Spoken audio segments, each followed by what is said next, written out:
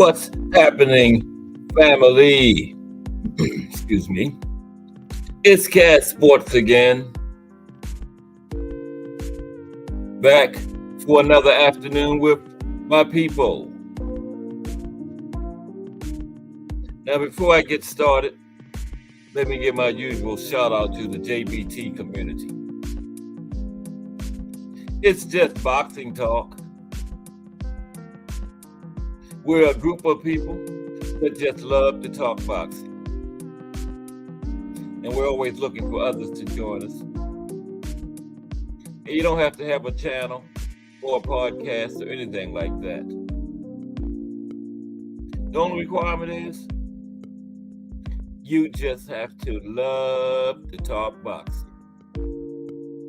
That's all. Miss Cass, hashtag JBT in the building. Mike Basic in the building. Happy Friday, right back at you, Mike Basic. And welcome to another episode of Cat Sports, the Box Historian. Of course, this is the Friday afternoon edition. All the way through another week. Excuse me.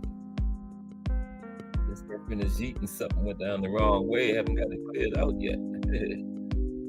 But it's Friday. This is a day of our profile. This is our first weekly profile that we're going to start doing every Friday. Of course, it's George Lynch, Remo, hashtag Let's Talk Fashion, hashtag JBT. Just entered the building. Welcome to another episode of Cat Sports, the Box Historian. A Friday afternoon edition.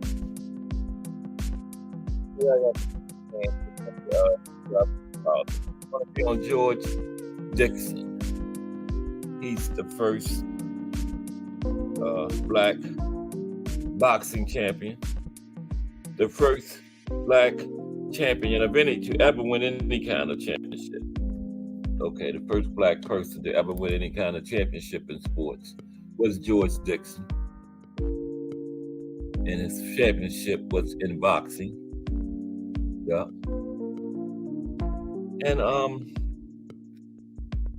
we're gonna look at the fights tomorrow right quick. Just the two main events, because we got two cards. One from Las Vegas, one from out of the UK. I think it's Frank Warren this time. It's not Eddie. But I think it's still on DAZN. Yeah, DAZN. Yeah, all those UK guys got contracts with DAZN. Frank Warren is on DAZN also. Mm-hmm. Big card too. We're going to take a look at it. Yeah.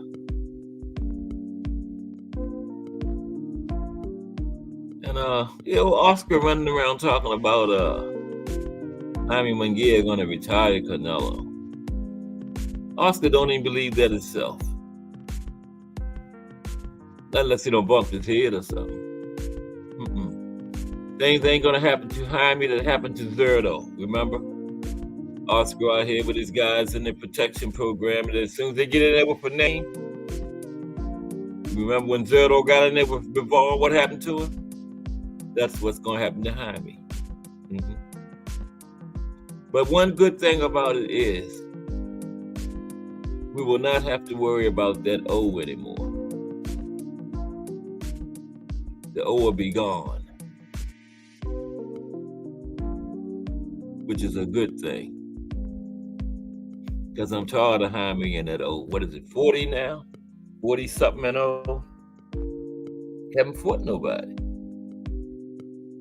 Who did he beat last time? John Ryder? Yeah. But yeah, I'm just, Canelo running around talking about he's going to retire Canelo.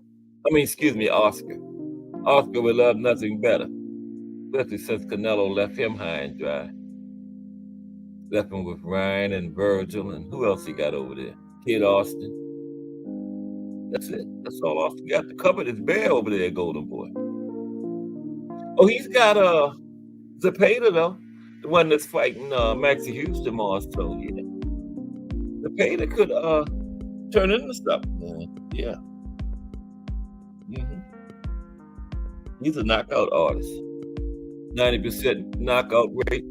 Yeah, he's fighting tomorrow. They're not giving Maxie Priest much of a chance. I'm not neither, to tell you the truth. Where's that?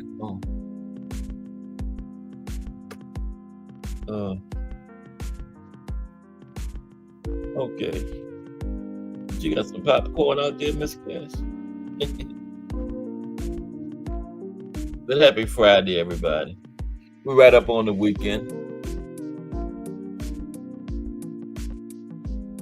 Hope everybody have a good one. I'm just gonna watch these fights tomorrow. We got I think they both on the zone though, because one card is Frank Warren,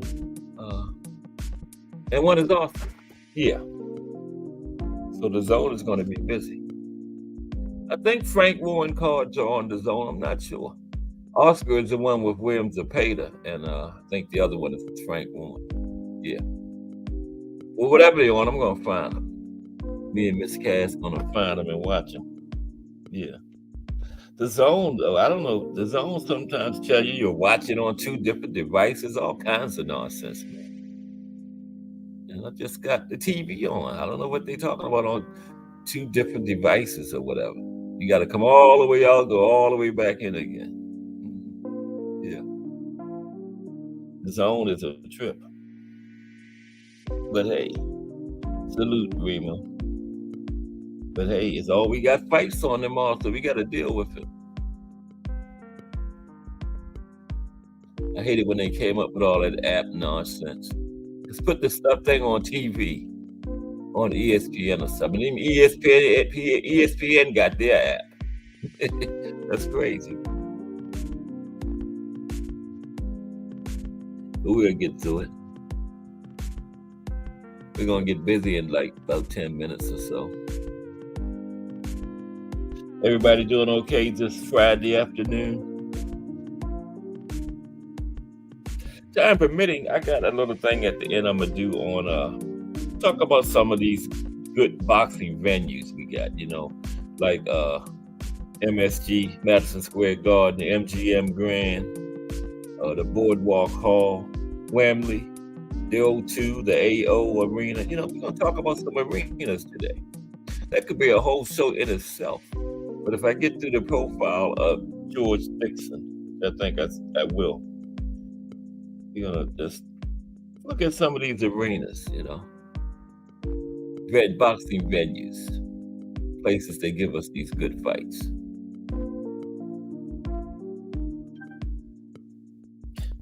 Madison Square Garden's still about the best one. They done gave us some fights over the years, man, MSG, and still doing it. They gave us the Ali versus Frazier was there.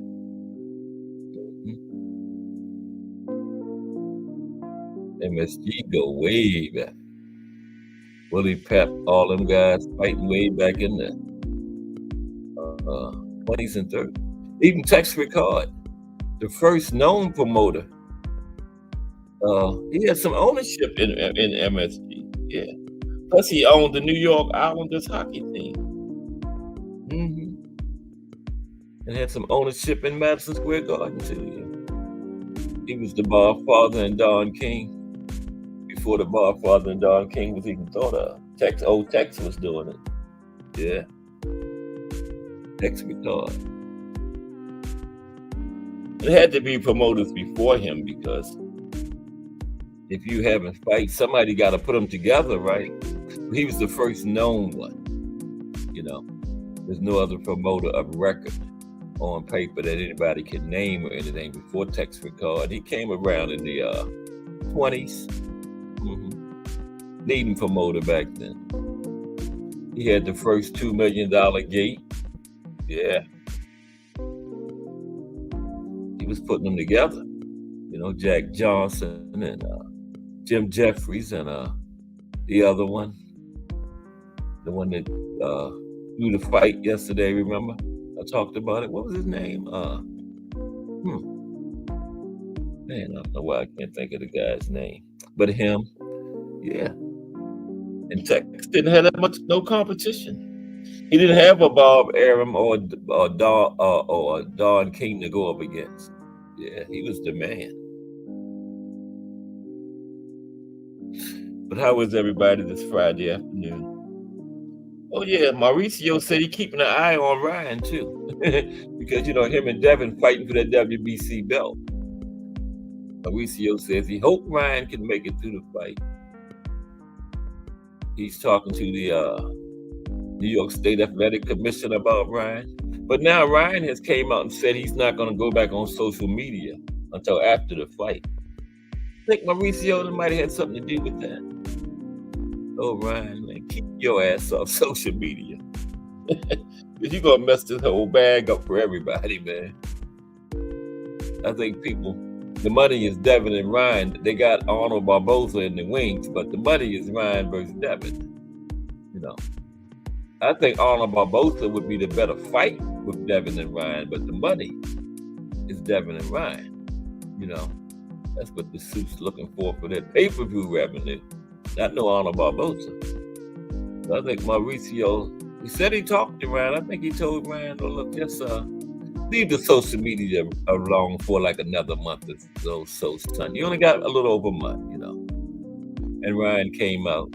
It's funny how Mauricio come out today talking about it, and this is the same time Ryan says he's going to stay on social media. So yeah, I think they probably mentioned something to him. Come on, man, you're gonna mess this bag up for everybody. And see, Mauricio and they still going to get something because they haven't got to pay those sanctioning fees. Ryan will be the one that get nothing if he don't make the fight. Mauricio still going to get his. It'll probably be a little bit better with Ryan than Arnold, right? Yeah. But that's what was happening there. And then, of course, Oscar, crazy ass, talking about Jaime Munguia going to retire Canelo. Like I just said, the same thing that happened to Zerto when he came out of off that protection racket and got the ring with Bivol and got washed. That's what's going to happen to Jaime Munguia.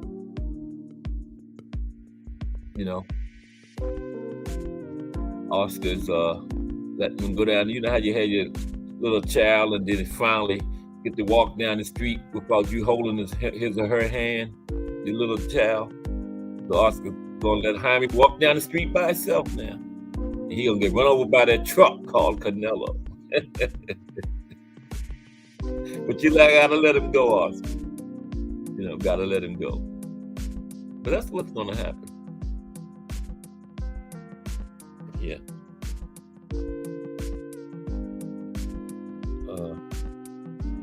Canelo is going to. Yeah, he ain't retiring no Canelo. I know that. But yeah, Oscar. He's got a. I think. Ryan didn't pan out yet, and Virgil. Who knows what's going on with him? But this guy's a payday. Oscar got a pretty good one in here. He might have his star right there. He's going up against Maxie Priest tomorrow. That might be the one. Williams Zepeda. Yeah, I like the way he looks. He got that look. He can get you out of there. They're not giving Maxie Hughes much of a chance. Nobody, including me. That's not Kambosos he's in there against. He got robbed against Kambosos, but I'll say between like 5 and 8. Maxie Hughes is going nighty-night, not unless the referee can get there first and stop it, make it a TKO.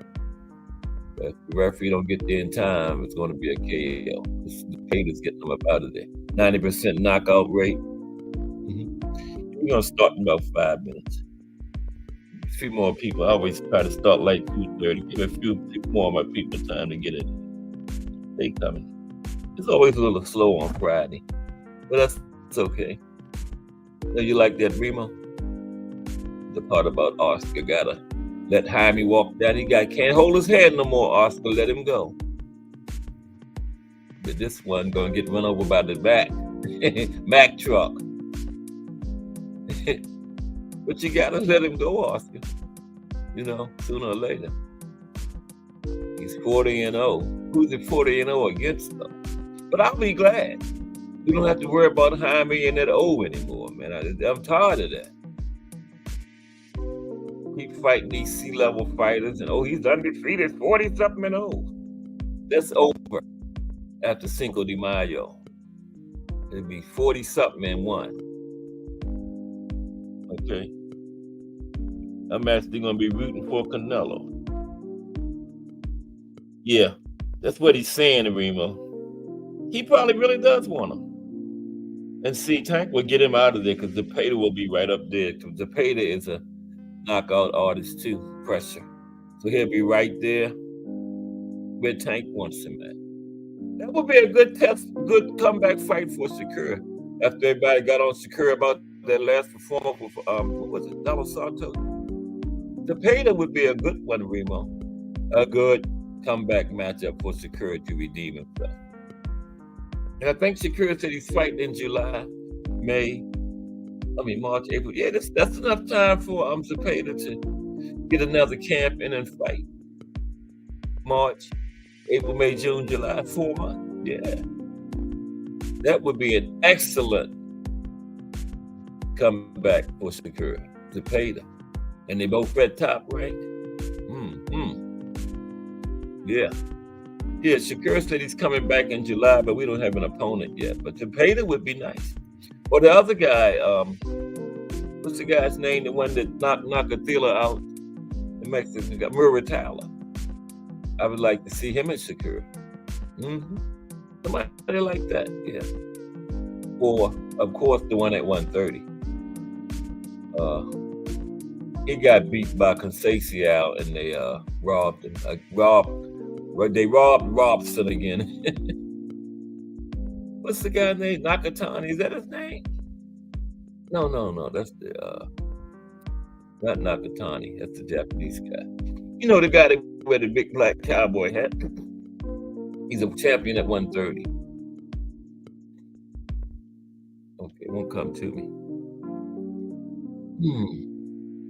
I hate that. And I have something right there on my mind and I can't think of it. Navarrete, yeah. I would love to see him and Shakur, but he's at 130. Yeah, he hasn't been up above 130 yet. Him and Shakur was going back and forth at it when Shakur was still down there. But Navarrete is a big 130 too, though. So yeah, it's time. He'll be up. That would be the one I would want to see. A good bounce back for Shakur, you know. To get a name like that on his record and shut everybody else up. Shut everybody up about their running nonsense. Because I think Shakur stood there in the pocket with Valdez and pieced him up for 12 rounds, man.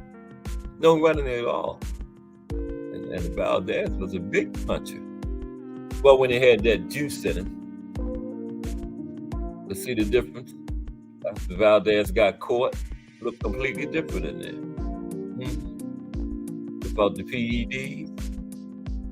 Yeah. Okay, well, we're going to look at these two cards.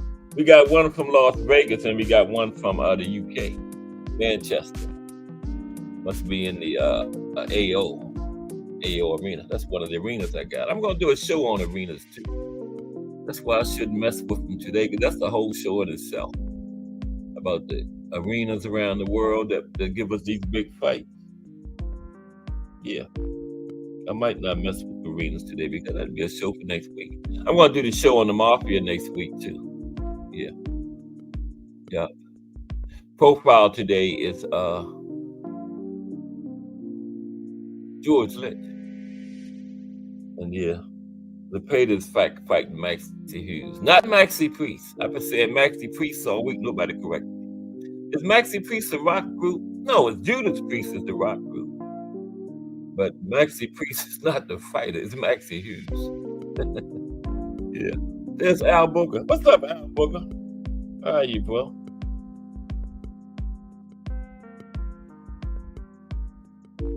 Arena show would be. Yeah, that's what I'm going to do next week, Al Booker. Yeah. I got some too, you know. Like the Boardwalk Hotel in Jersey, the MGM Grand, the grandfather of the arenas, Madison Square Garden, MSG. We got the AO in London, the O2, the Wembley over there. That's where Ali and Henry, the English dude that knocked Ali down over there. Henry Cooper. That was in Wembley. Wembley that had some classics. Yeah. Yeah. Yeah. So yeah. Yeah. Yeah, Maxie Priest, that's the right. But you know, the guy, Maxie Hughes, Al Booker, all week, I've been saying Maxie Priest is fighting William Zepeda tomorrow. Nobody corrected me. Yesterday, I finally realized I've been saying Maxie Priest. I knew Maxie Priest was an entertainer. There's Bruce Gas, boxing, jazz, and more. Bruce Gas. Yeah, track your laptop. It's supposed to arrive tomorrow, Bruce Gas, on the 16th. Saturday, yeah. So hopefully next time I talk to you Monday, you'll tell me that you got it, that you like it, and I'll be happy. But Bruce Gas, boxing, jazz, and more in the building. Salute, Bruce Gas. Yeah, Maxie Hughes. Thank you, Al Booker. I was saying Maxie Priest was a rock star, but I knew he was some kind of entertainer, yeah. Not a boxer. But nobody corrected me. Everybody just kept letting me say it. All week. I was like, yeah, we got the fight Saturday. William Zepeda and Maxie Priest. And then I think Wednesday I was listening to the playback later that night, and I heard Maxie Priest. I'm like, oh, Maxie Priest. Maxie Priest ain't fighting nobody, sir. Yeah. Just salute Bruce Gas in the building. We're going to be talking about George Lynch Day. Yep. Credited with really the first scientific boxing, you know. He invented the shadow boxing. First one to hit the bag, punching bag, yeah. Wrote a book on that stuff. Back in 1893, George Lynch did, yeah. Okay, let's get ready to get into it then. Yeah, oh, George Lynch. We're going to, I got some pictures of the guys that's fighting tomorrow. My slide presentation, not pictures. Slide presentation. Right? Everybody ready for another weekend? Seems like one just ended. But hey, be Christmas before you know it. Everybody ready for Christmas? The way this time going, you better get ready. Serious. Okay, the first fight is we got two cards. I'm going to do the Las Vegas card first. Okay, and the first one is William Zepeda versus Maxie Priest. No, just kidding. Maxie Hughes. Oh, Lord.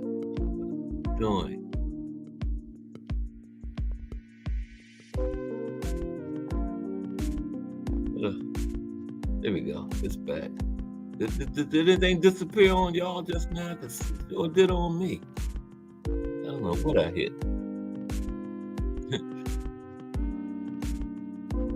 Okay. That's supposed to be Zepeda, I guess. Yeah, that's him. Okay, now, William Zepeda versus Maxie Hughes.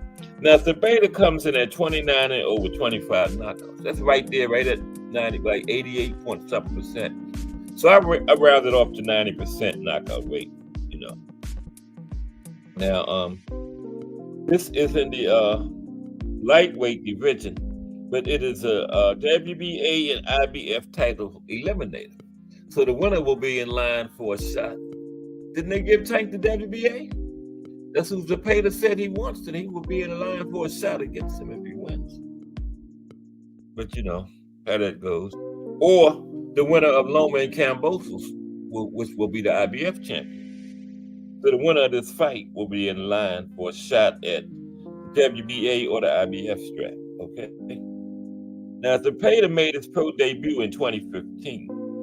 27 years old, from Mexico. Southpaw. Like I said, 25 wins by knockout.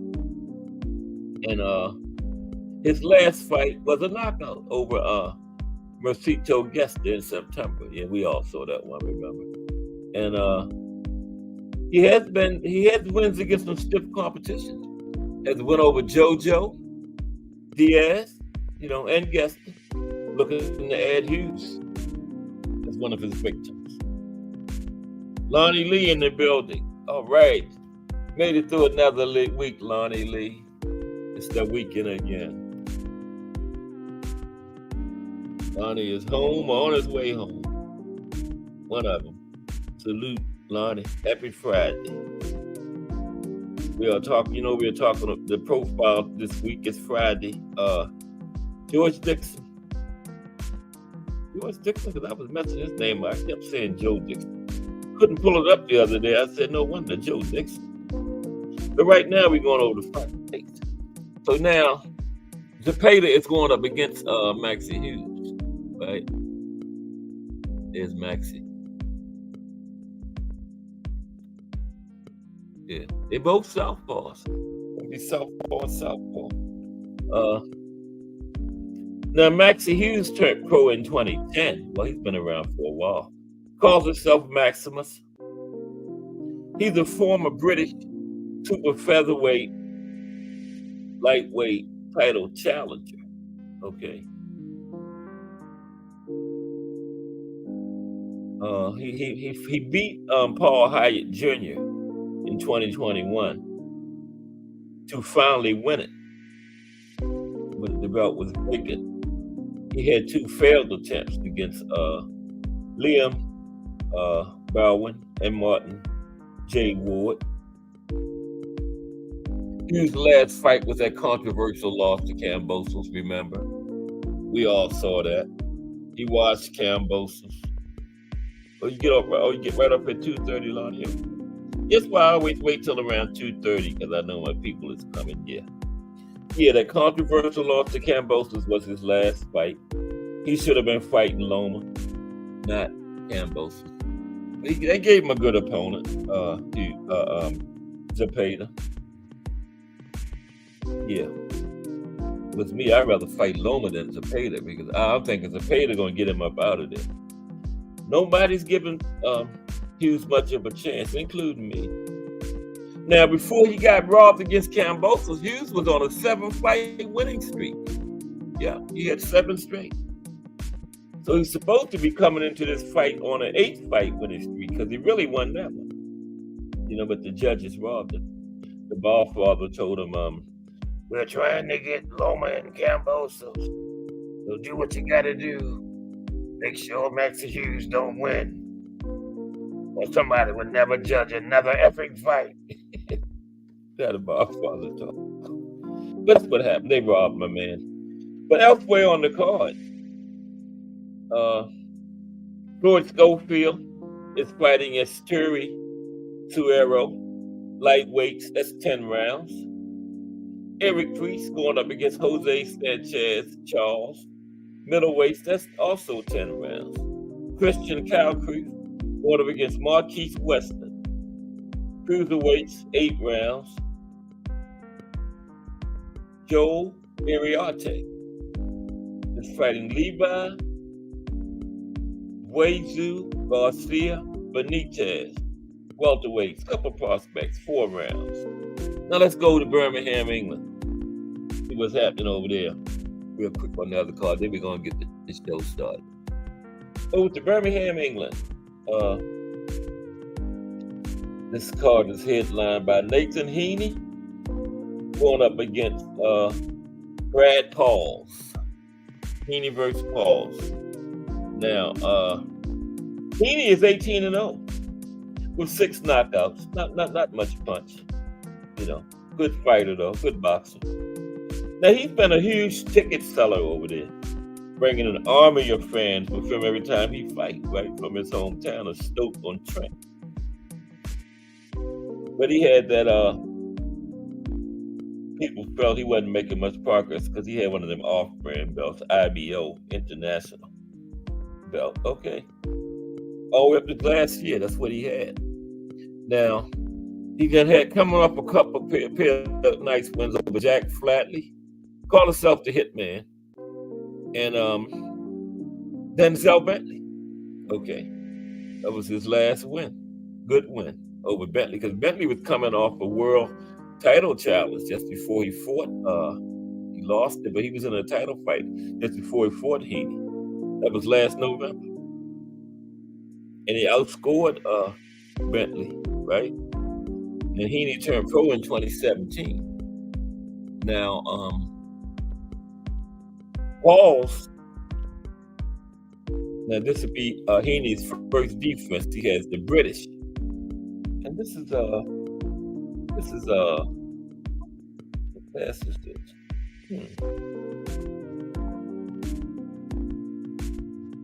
Oh man, I don't know what class they are, but he has the I think it's down there like super featherweight or something like that. But he has the British championship belt. Okay, I don't know why I didn't put that in the weight class, but he has the British championship belt, whatever weight class it is. Okay.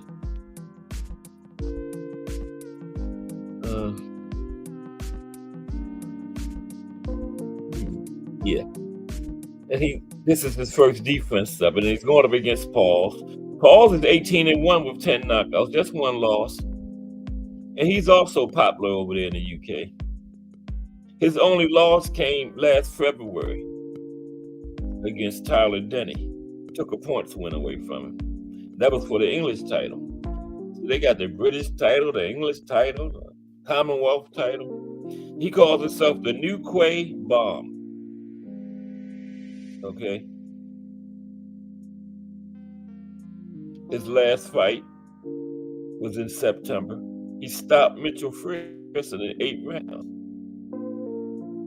He turned pro in 2015. Elsewhere on the card is Liam Davis versus Eric Robles, featherweights, 12 rounds. Hard-hitting Joe Joyce on there versus Cash Ali, heavyweights, 10 rounds. You got to sit down before Joe Joyce early, because you don't know how long that's going to last. You know, he might get his man out of there anytime. Zach Parker's on the card, going up against Tyrone Zeuge, 10 rounds, super middleweights. Dennis McCann versus Brad Strand, junior featherweights, 10 rounds. Ethan James versus Owen Cooper, welterweights, 10 rounds. And the last fight is Pierce O'Leary. He's taking on Hal Haynes, Tiroshan, Adam, 10 rounds, 154. Okay. Now let's see something real quick. I want to know what weight class that is. Why is this phone so loud, man? Everybody okay? What is it, Friday? Yeah, I just said that. It's Friday. I'm ready for another weekend. They're coming around fast, but I'm ready. Anybody got anything special big planned? When did you get back from Phoenix, Al Booger? You've been back for a minute now, haven't you? Yeah, I thought you were still out there. I hadn't seen you in a couple of days. I was asking about you yesterday, and then you popped right in. As I asked. Okay. I'm trying to find out what weight class that is, man.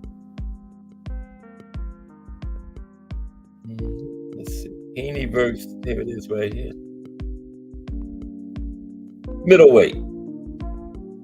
Middleweight. Okay. They're middleweights. Okay. Oh, I didn't even show them. Now this is Haney right here. Okay. I didn't even show them. That's Paul's right there. And this is the guy we're going to be talking about in the profile. That's George Lynch. Old picture. Way back there. Okay, George Lynch is our profile. Hardcore Boxing News, Jay Hardcore in the building. Salute, Jay.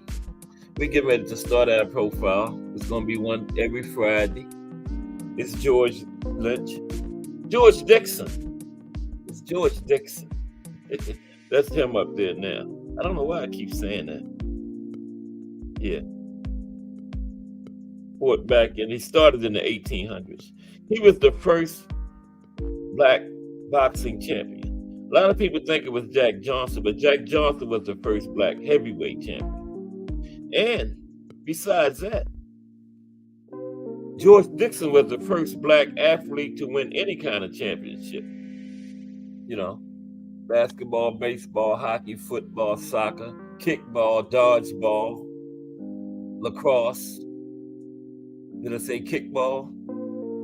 Golf, anything. He was the first black athlete to ever win a championship. Okay? Yeah. They got the kickball championship. Yeah. Okay. George Dixon. Good year, George. I got a write up on him. Oh, here we go right here. Is that where it started? Put together, Cass. Let's try it. Moving with the snow. I was eating before I started and something went down the wrong pipe. I still ain't got it out of my throat. Drink a bottle of water. I'm working on a second one. Piece of udon noodle. Of course. Miss Cass on, though. We having barbecue chicken tonight, Jay. I'm gonna eat good. Get that piece of udon noodle out my throat first, though. That was a snack. Miss Cass said, "You make your own snack." You know, I'm making a barbecue chicken later. Okay, I agreed on that. But that barbecue chicken gonna knock that piece of udon noodle right on out the way going down. Let's talk about George Dixon, Cass. Stop it. Okay, George Dixon. He was born July 29th, 1870, and he died January 6th, 1908, only 38 years old. Yeah. But you know, back then, a person could die from the common cold. They didn't have much technology, medicine and stuff, Stuff we take for granted now, just pop a pill or something and it's gone in 5 minutes. They was dying from stuff like that back in them days. Mm-hmm. He was a Canadian professional boxer, right? And after winning the bantamweight title in 1892, that's when he became the first ever black athlete to win a world championship in any sport, right? And he was also the first Canadian-born boxing champion. Yeah, first Canadian-born. Okay. Yeah. Ring Magazine founder Nat Flasher. That was Ring Magazine was founded right around 1922, 21, somewhere around there. Now he ranked Dixon as the #1 featherweight of all time. I don't know about that. I got Willie Pep. But after yesterday, Pep threw that fight, I don't know no more. I might have Salvador Sanchez up in there. But Salvador would have been #1 anyway. Salvador died at 23 years old in a car accident. Still legendary. If he'd have got all, he wasn't even in his prime yet. If he'd have had a full career, imagine how good he would have been. Woo. Okay. But Ring Magazine founder said he was the best featherweight of all time. But that was way back then. He didn't see Salvador Sanchez alone. They saw Willie Pep. He was back around that time. Okay, but he didn't fight Willie Pep because he had passed away by the time Willie Pep got started up. Yeah, passed away in 1908. Now,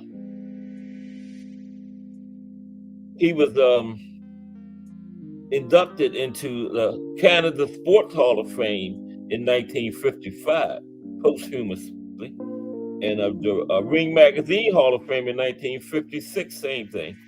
And the International Boxing Hall of Fame didn't open until 1990, and he was in the inaugural class. A whole truckload of people went in that first class, all those old guys, you know. I used to always wonder why all these good boxers like Sugar Ray and Joe Louis, they get the Hall of Fame until 1990 because they didn't start it until 1990. So that explained it. So I was wondering, like, all these good legends retired 50 years ago and just getting in the Hall in 1990. But that was the thing. They didn't start it until 1990. And then a whole bunch of them went in there that year. Yeah. So that was the reason. Okay. So, yeah, he went in with that inaugural class in 1990. Joe Gans did. Not Joe Gans. George Lynch. I knew I was going to do that. George Lynch did. Okay. Now, in 2018, he was named one of the greatest 15 athletes in Nova Scotia's history, where he was from, Nova Scotia, Canada. And he ranked 6th out of that 15. Okay. He was also the first boxer to win world titles in more than one weight class. First multi-weight class champion. He had a lot of firsts, man. Wow. Yes, he did. First one to win championships in multiple weight classes. But he was way back there. It started in 1896. He wrote a book in 1893.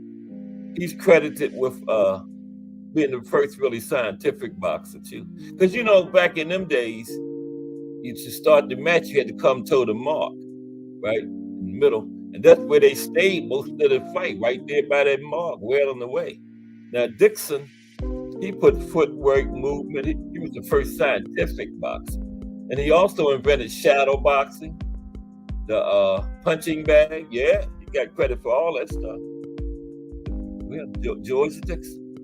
That's the best picture I could find. Yeah. You know, 1800s and stuff. Yeah. Okay. That's how they fought. Came out to that line, and that was it. George changed that. Let's take a little look at his personal, early life, like, you know, parents and all that kind of stuff. Now, he was born in Africville, Halifax, Nova Scotia in Canada, right? He was the son of Charles and Maria Ann Deliver. Okay? Charles and Maria Ann Deliver. He had five known siblings, 4 brothers and a sister. Okay? William Dixon, Charles Dixon. I know a Charles Dixon, can't be him though. This Charles Dixon would be like 120 right now. Yeah. Charles Dixon, John J. Dixon, James Henry Dixon, and his sister, Miss Teresa Dixon. Right? 4 brothers, 1 sister. Remember, those are his known siblings. He might have had more. But, you know, way back there, 1896, you know, records kind of sketchy, like, you know. Now, the family moved to Boston from Nova Scotia, Canada, around 1878, okay, when George was about 8 years old. And they settled near Boston Common. Now, at age 14, George found work with Elmer Chickering, okay? And he was an up-and-coming society photographer. First, George started out as an errand boy. Then he became an operator, you know, helping Chickering actually take pictures and stuff, right? And he worked for Chickering about 2 years. Now, he became interested in boxing because the local boxers would come to his employer to sit for publicity photographs, right? And George was the one taking them, you know? And he would later say in his book, it was called A Lesson in Boxing, I used to take portraits of a good many fighters, and I rather liked the poise and appearance of some of them. While working at Chickering's studio, I first began to learn how to spar. One day I just tossed the camera aside and went off to study boxing. Okay. At age 16 in 1886, he fought his first official fight, which he won by knockout. Okay. Don't know what round. Now, he was about 19 years old when he got married. He married Kitty O'Rourke, the younger sister of his manager, Tom O'Rourke, in 1889 in Boston. About the second year of their marriage, his career was going well in the ring, and they were living good. They were living in elite Beacon Hill. Yeah, that's still an elite community in Boston with no children. And there's no known record of any children ever born to George. Okay. Now, he was widely regarded as a cerebral fighter and a pioneer of scientific boxing. Okay. In 1893, he wrote the book, A Lesson in Boxing, outlining his innovative training techniques, all of which are routine practices for today's fighters. Okay, and he wrote this in 1893. Think about that. Amazing. All the things they do today in training, mitt work and the punching bag, jumping rope, all that stuff, man. George Dixon gets credit for all that way back then, 1893. Okay? He's credited with developing the training technique now called shadow boxing. Okay?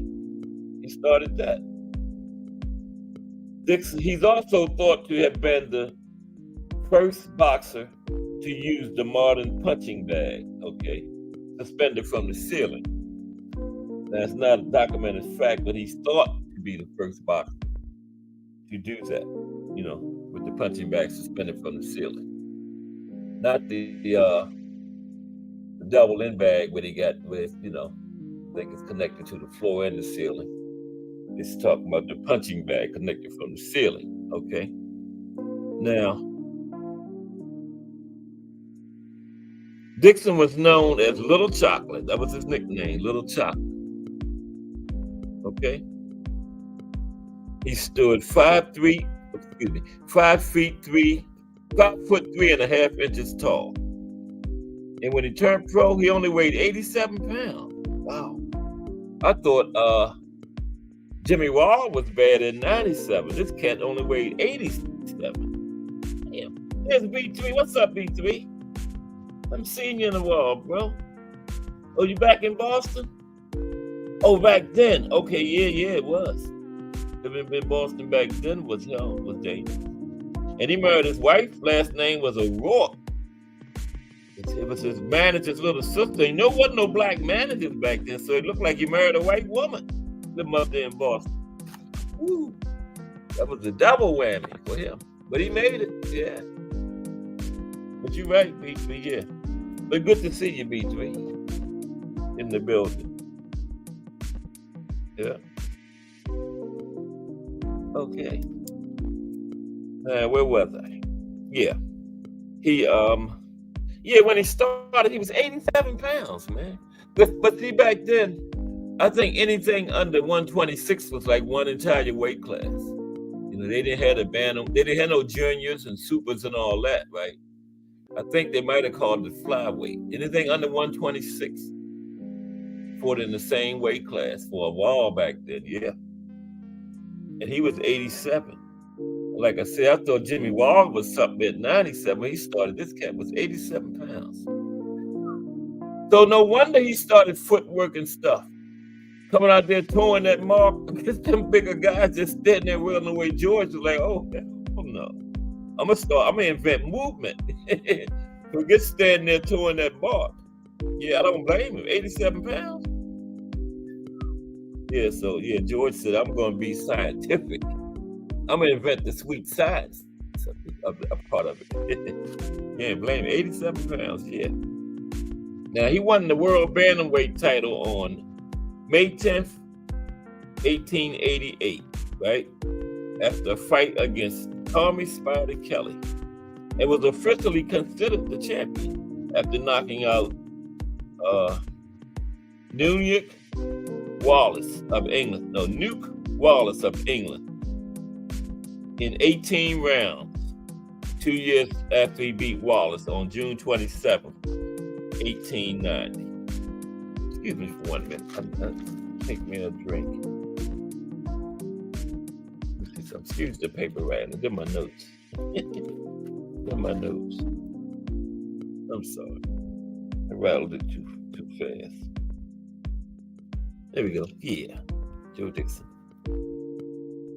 Yeah, Joe Dixon. I got some venues written down too. In case I get finished early, I'm gonna talk about some of the famous venues around the world where our sport is contested at. You know, like MSG, Madison Square Garden, the Boardwalk Hall in Jersey,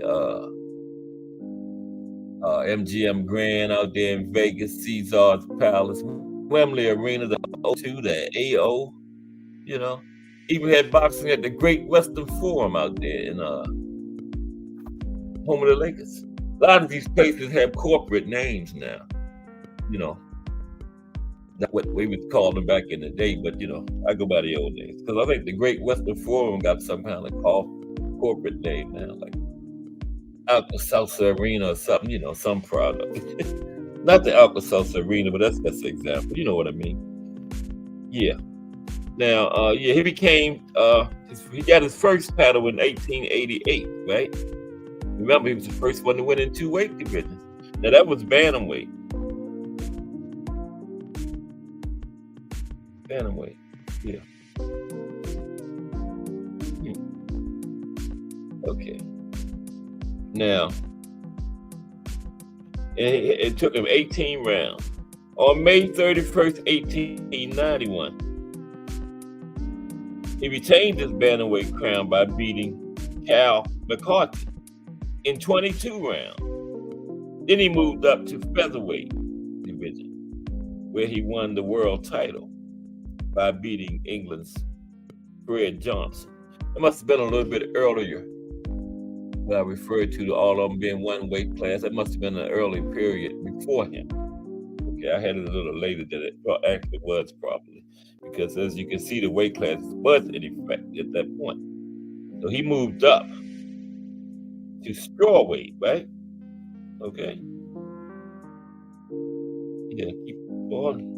These errors, the mayor YouTube gonna take my title. It's Box Story. Okay, now he moved up to strawweight. What's that? He beat England's Fred Johnson. Okay, here we go. Yeah. After he beat Cal McCarthy in 22 rounds, then he moved up to featherweight, right? Yeah, bantamweight, featherweight. Yes, because see, they didn't have juniors. They didn't have juniors and supers, so went straight from bantamweight to featherweight. Wasn't no super featherweight super bantamweight or junior featherweight. Just straight weight classes. Then they call those that's what they call them. Okay, so he moved up to featherweight, where he won the world title by beating England's Fred Johnson. This was it made him the first boxer to ever win a world championship in more than one weight division. That's when he accomplished that. Okay, 18. They put together. I mean, okay. Man, that's that day.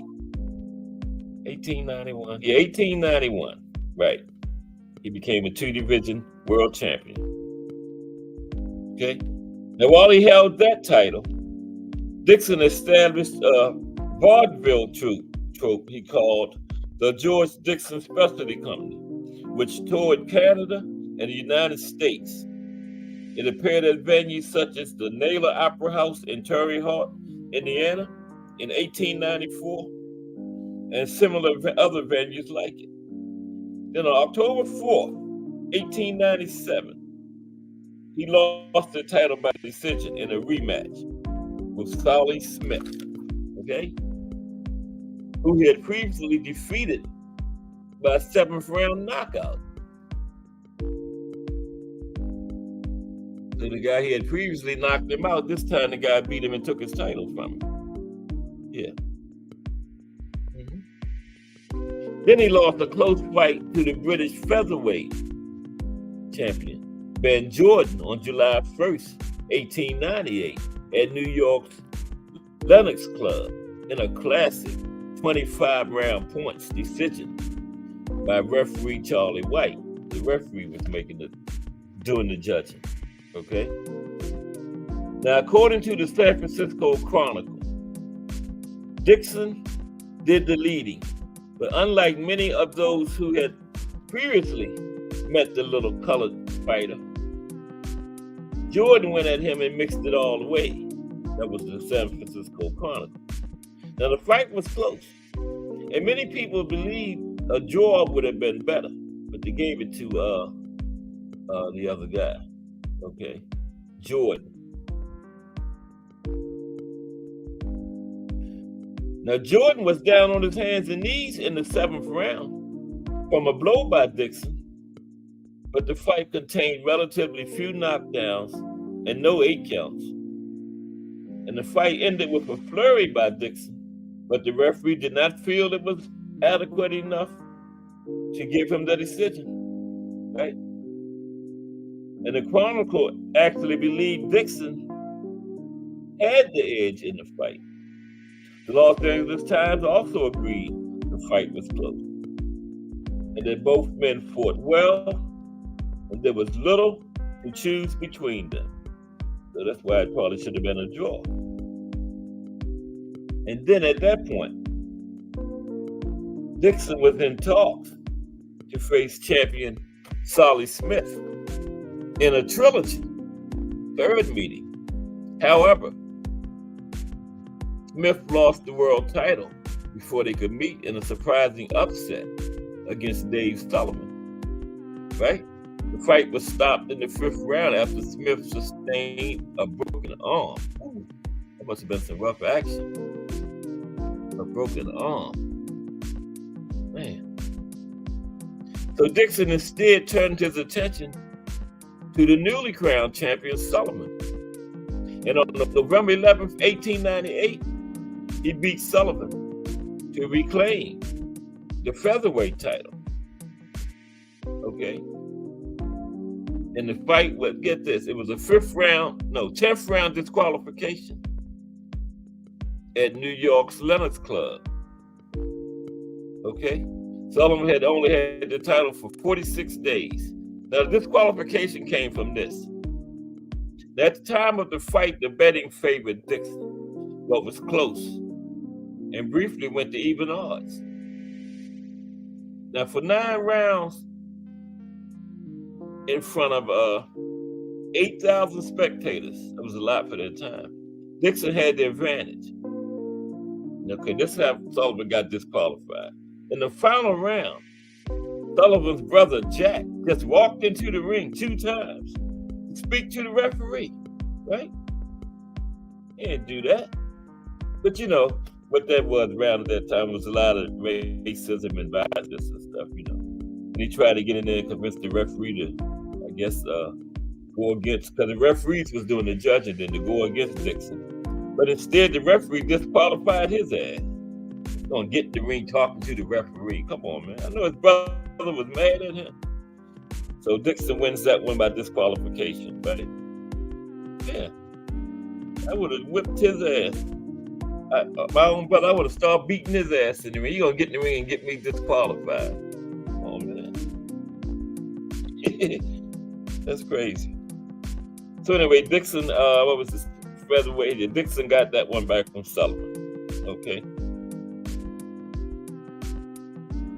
Now Sullivan could have went on.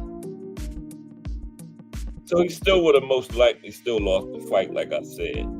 You know, even though if his brother hadn't gotten disqualified, Dixon was still leading. Then he lost his featherweight title in a 15-round decision to Abe Attell on October 28, 1901. Though other sources credit his loss of the title to Terry McGovern on January 9th, 1900. They said he got a gift against McGovern. Yeah. By that time, he had moved to Boston, where he had family, and it was a destination for other migrants from Africanville as well. Okay? Now, yeah, I'm going to get into these venues because it's early. They're almost to the end of the profile. Yeah. Okay. Now, not long after his last fight, Dixon died on January 6, 1908, in the alcohol ward of Bellevue Hospital, right? It's like a recovery hospital. Dixon, up there in New York. Dixon was living and begging on the streets of New York with no friends. Attempts by Dixon's fans to get Dixon back on his feet failed, and the media reported the end was near for the former champion who had fallen on dark times. Okay? Dixon would tell doctors he had no friends except former heavyweight champion John L. Sullivan. Now, part of his hospital bills for the illness that took his life was paid for by a charity boxing tournament put on January 23rd, 1908 at Bowens Binary Theater in New York. Dixon is interred in the Mount Hope Cemetery in Boston, Massachusetts. A recreation and community center adjacent to Uniacke Square in Halifax is named in his honor. In 2021, Dixon was named a National Historic Person by the Government of Canada on the recommendation of the National Historic Sites and Monuments Board. Okay? The commemorative plaque is located at Africville Museum, Halifax, Nova Scotia, in Canada. Now, George Dixon, right? I got George Lynch again. Let me change that. It's George Dixon. Okay. We're going to talk about these venues. I could make a whole show out of that, but this is the whole show, but it's just for that. Now, George Dixon had a total of 159 fights during his career, including 66 wins, 30 losses, 57 draws, right? I'm going to speak on that in a minute. Those 57 draws, 6 no contests, with 36 of his wins coming by way of knockout. Now, as with many fighters who were active during the period Lynch competed in, the accuracy of his record is uncertain, okay? Because, stats and other things were, lost since way back in the 1890s. Half the time, he wasn't even keeping stats back then, right? So, it's really kind of just guessing. It's like an estimate, how many fights, wins, losses, all that. It's probably close. Now, many of his losses came late in his career, and many of them were due to him competing long past the time he should have been retired. Okay. Now, this final thought I'm making is speculation, but his large number of draws is likely due to the bias and prejudice that was prevalent during the period he competed in, right? Because anybody gonna have that many draws. So that was probably a lot of bad decisions and stuff when it gets to because of his race and stuff, Yeah, 57 draws, come on, man. That's a lot. Yeah. But George Dixon. Next week, the profile is going to be Rocky Marciano. Okay. Did a little one on him last year, remember, but this one's going to be more in-depth. Rocky Marciano next Friday. And got a big week planned for you, too. No doubt. Okay? And it's Friday. Let's talk about some of these venues, man. Okay? Got like 12 venues that's where boxing go on at. First is Madison Square Garden. Okay, Madison Square Garden, known as the Garden or MSG, is a multi-purpose indoor arena in New York City that opened on February 11th, 1968. It has been home to some of the greatest boxing matches in history.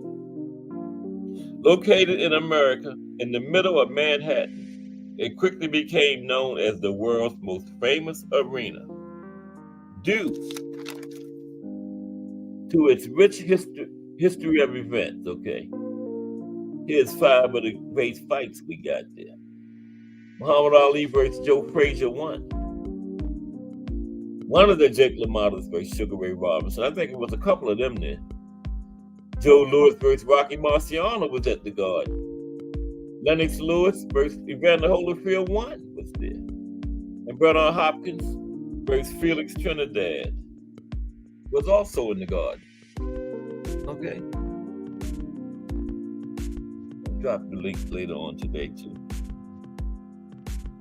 Okay. Caesar's Palace. Caesar's Palace is a luxury hotel and casino in Paradise, Nevada. Many great boxing shows have been held in Caesar's outdoor arena since the late 1970s. It hosted fights between George Foreman and Ron Lau in 1976, and Larry Holmes and Muhammad Ali in 1980. Ali had no business still in the ring then. The 15,356-seat arena at Caesar's Palace hosted the super fight between Sugar Ray Leonard and Marvin Hagler, the robbery, and 2 fights between Evander Holyfield and Riddick Bowe. Yeah, that man got his butt whipped and parachuted into that ring too.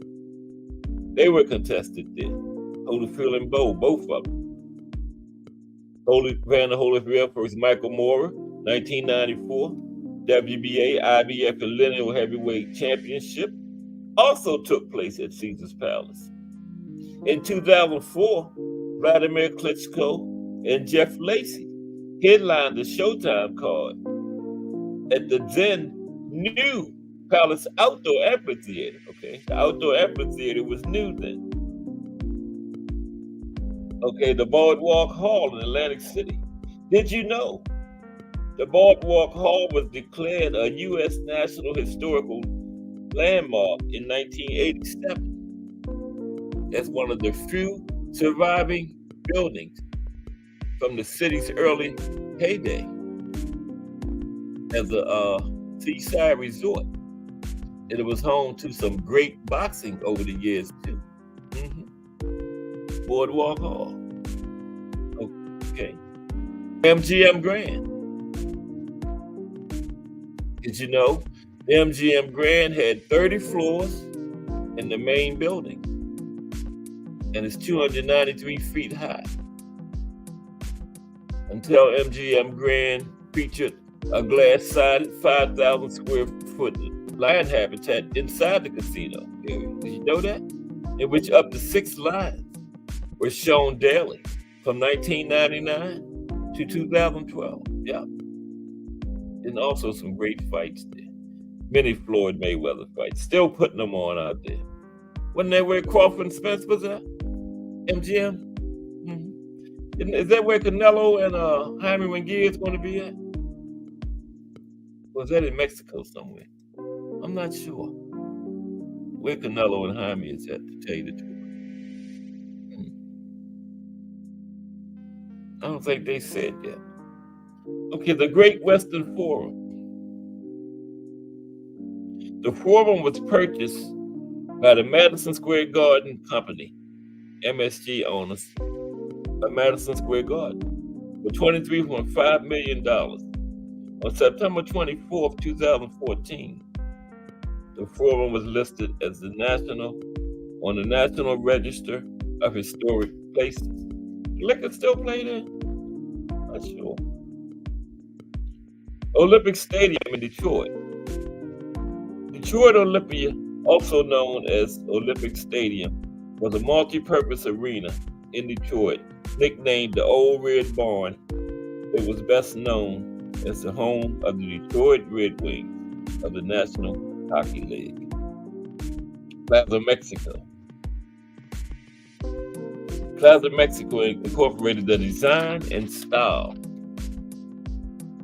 of plazas in Mexico.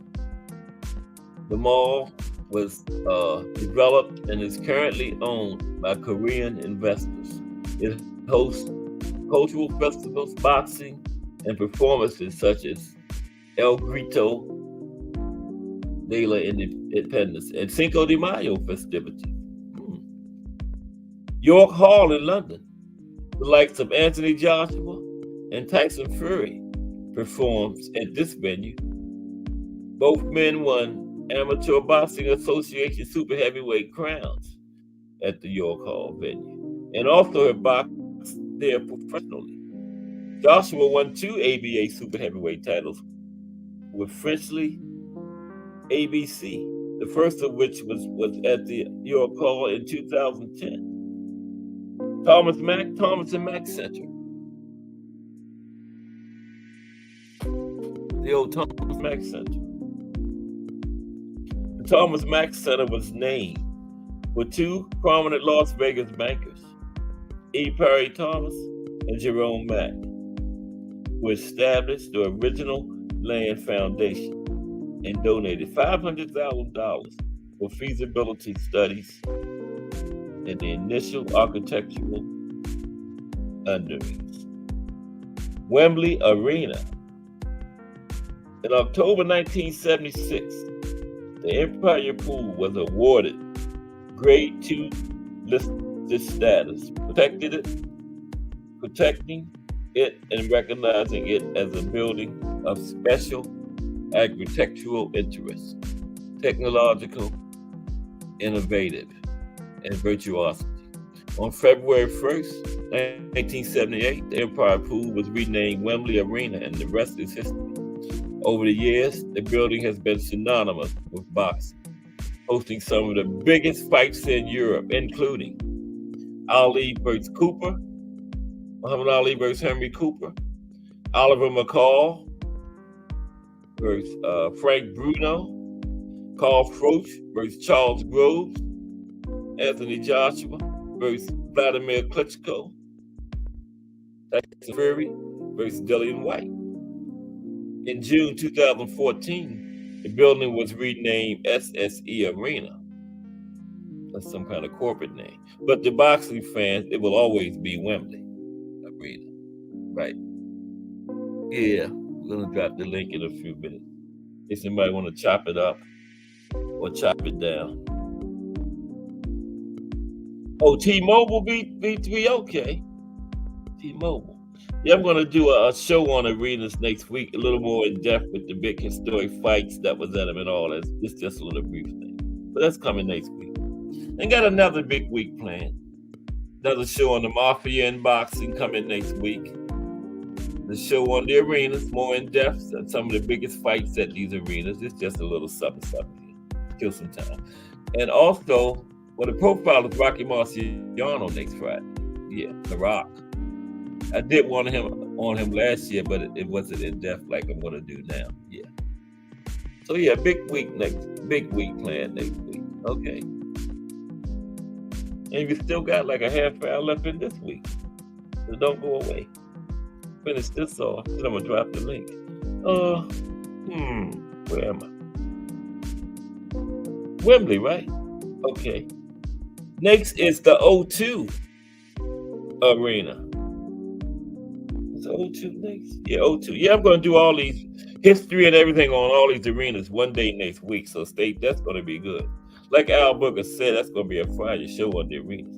Now, the O2 Arena, commonly known as the O2 Arena, commonly known as just the O2, drop the arena, is a multi-purpose indoor arena in the center of the O2 Entertainment District on the Greenwich Peninsula in southeast London. It opened in its present form in 2007. It has the second highest seating capacity of any indoor venue in London behind Manchester Arena. That's the A2, I mean. Was it the A2 or the AO? Manchester Arena is the AO.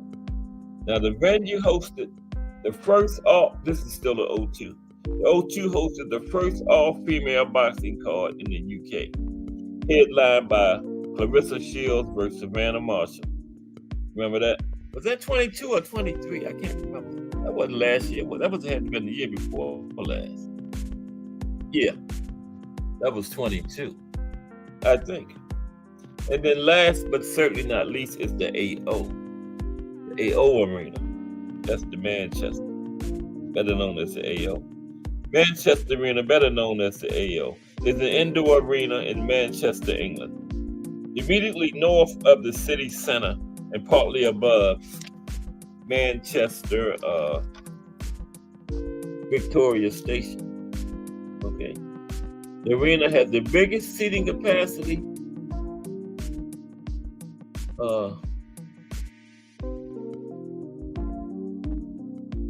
has a seating capacity of 21,000. And boxing is one of the main events hosted by the venue. Okay, I'm gonna put the link in. We got a half hour. Anybody can come chop it up, chop it down, chop it all around. Let me see if I can find it. Oh, here we go. Copy and paste. Copy and paste. Let me get the stuff off here. The slide presentation. But everybody, we got 2 cards tomorrow. We got one from Las Vegas, and we got one from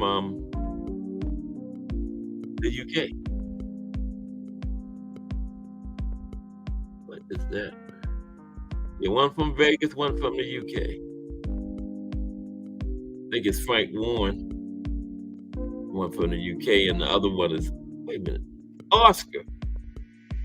Yeah, that's Oscar in Vegas, right? William Zepeda and all them. Yeah, that's Oscar's people. I think Oscar got itself one in Zepeda too. Zepeda gonna be good. That he wants Tank and Secure.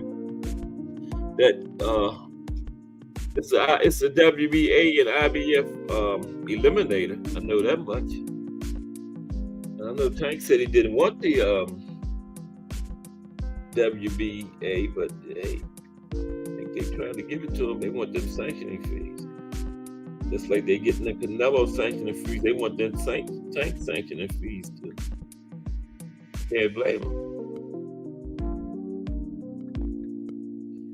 3% of 30, 40, 50,000, that's a lot of money. Ain't that what Tank be pulling down up in that neighborhood? Oh, come on, Cass. That link in there.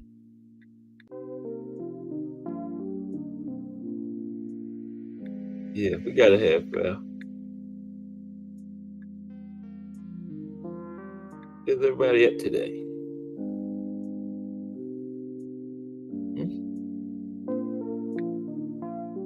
It's Friday. It's always kind of slow on Fridays. The link in. I'm trying. It is. Yeah. Booker, I did my another women's pound for pound list the other day. You missed it. I might go over real quick right here. Now, the top 5 was good, but the last 5 was, you can make an argument about them. It's right a couple pages back too.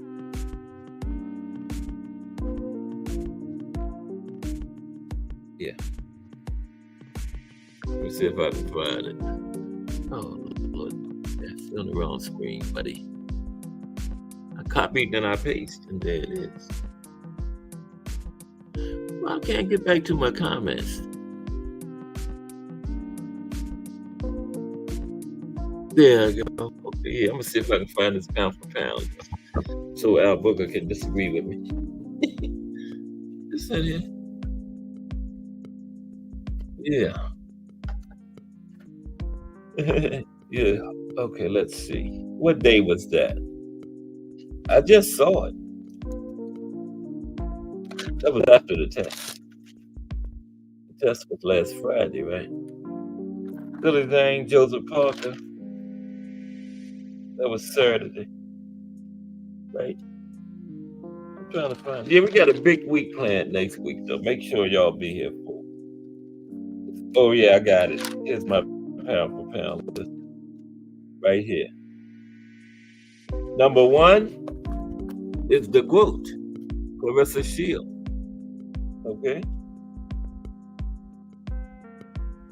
Clarissa Shields, Print Pro in 2017, 14-0, 2 knockouts. Born in Flint, Michigan, still resides in Flint, Michigan. Okay. Last fight was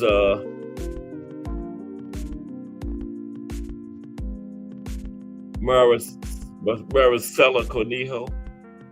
She won by unanimous decision. She don't have a fight lined up to be announced. Okay. Yeah, Clarissa was the Is Just New coming on today? Anybody know? I know he didn't come on yesterday. I don't want to give out any bad information again like I did yesterday. Oh, what's that? But he came in and I don't even have my phone. Where my phone at, man? Yes. Oh, there it is. Way up there. I ain't got my glasses. I can't even see that laptop. Oh, that's Remo. It's 70 up there, yeah, Remo. It was almost 80 here yesterday. Almost 80. Yeah, but the GOAT was number 1. Okay. You know, self-proclaimed GOAT. She's earned her nickname. Talks a little trash, but she backs it up. Ventured over there into the what is she in MMA? She's winning over there. 2-time Olympic gold medalist. One of only 4 people that's undisputed, 2-time undisputed in the 4-belt era. You got it going on. Could be number 1 just about on everybody's women's pound for pound list. Now 2 and 3 was tough, okay, between Amanda Serrano and Katie Taylor. But I picked Amanda Serrano for number 2, okay? Calls herself the real deal. Amanda turned pro in 2009.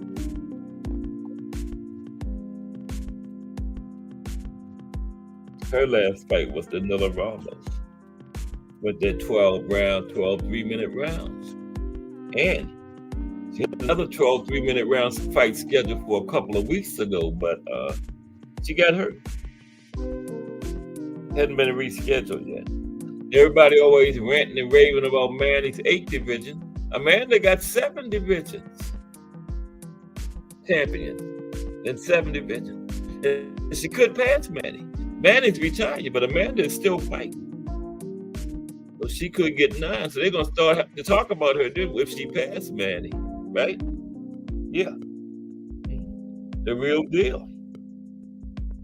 Got 30 knockouts. That's good for a women's boxer. At one point in her career, she won 28 straight fights. 28 straight. Now, I was saying she made history, and it went over Danila Ramos. First female fight to be scheduled for 12 rounds since 2007. That was in October last year. And who did it in 2007? I said that the other day when I was first saying this, but I didn't check it out. Of course, 3 is Katie Taylor. Yeah. Her and Amanda could interchange, could flip-flop. Nobody can be mad. Right? Yeah. Oh, we drop it? Okay, B3. Here comes B3. Did I do something wrong? Oh, yeah, I see what I did wrong, B3. Damn. I'm sorry. Shit, yes. You're supposed to be past that by now, man. I'm going to whip my own ass. I see exactly what I'm sorry. I see exactly what I did wrong. We still got 25 minutes. Damn. I see exactly where I went wrong at though. Okay, copy and paste. I see exactly where I went wrong at B3. And it's my bad. Yeah. Supposed to have been up here by now. I'm giving out bad information. But you can take this link here to the bank.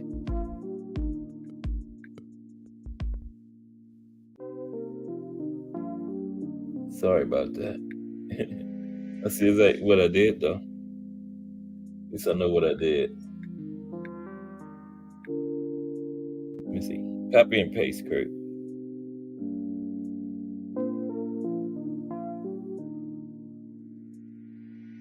Oh, shit. Messing up again.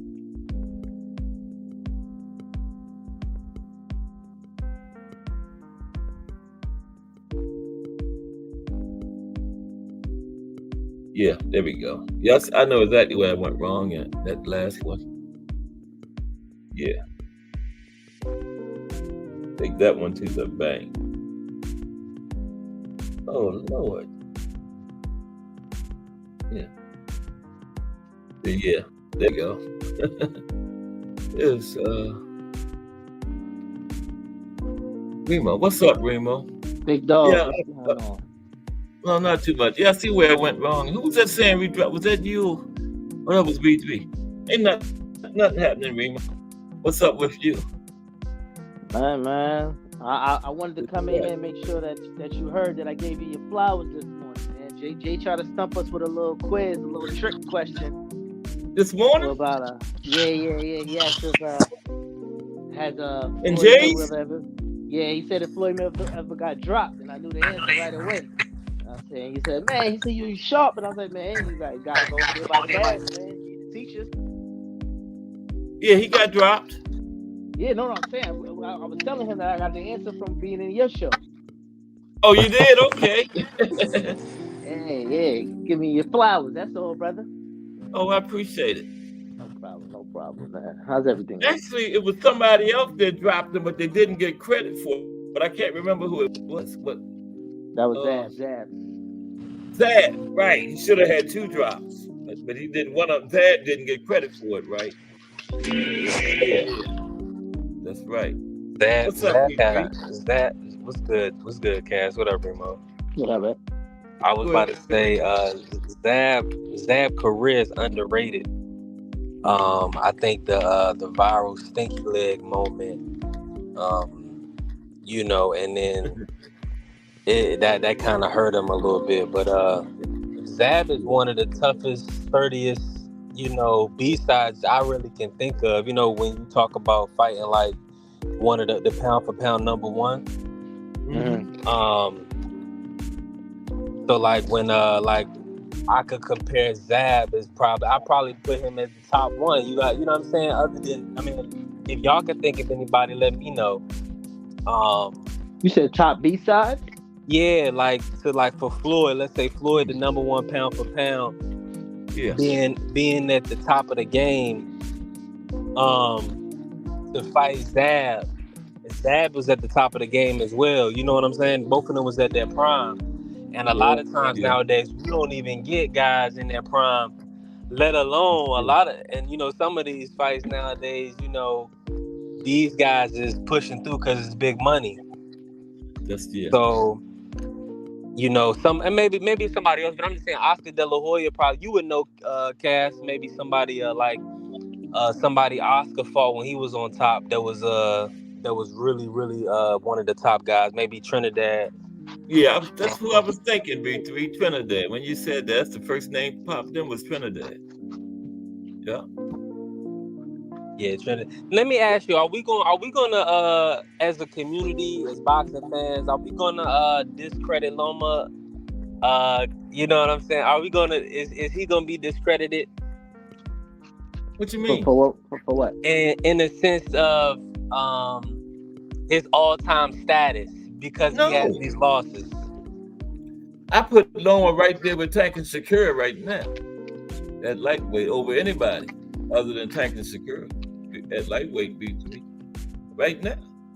I think he was overcredited at some point, though. To me, Yeah, he was.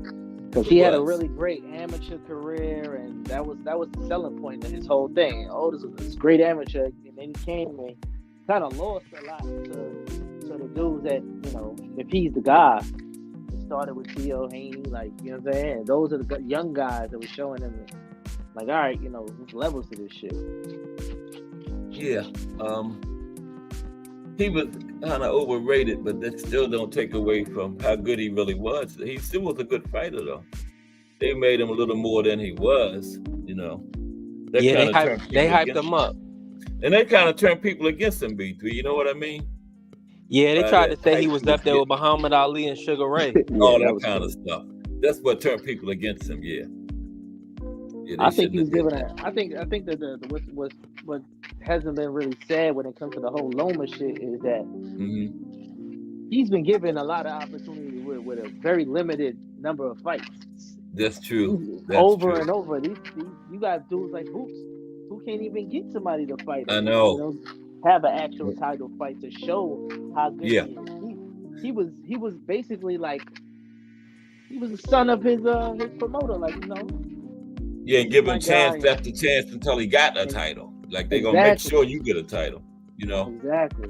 Yeah. He's taken care of, like, you know, just like most, you know, the other color dudes. Sometimes they get taken care of, and we gotta struggle for ours. But that is what it is. And he still only got like 20 fights, Loma. Yeah, 20 or 21, not that many.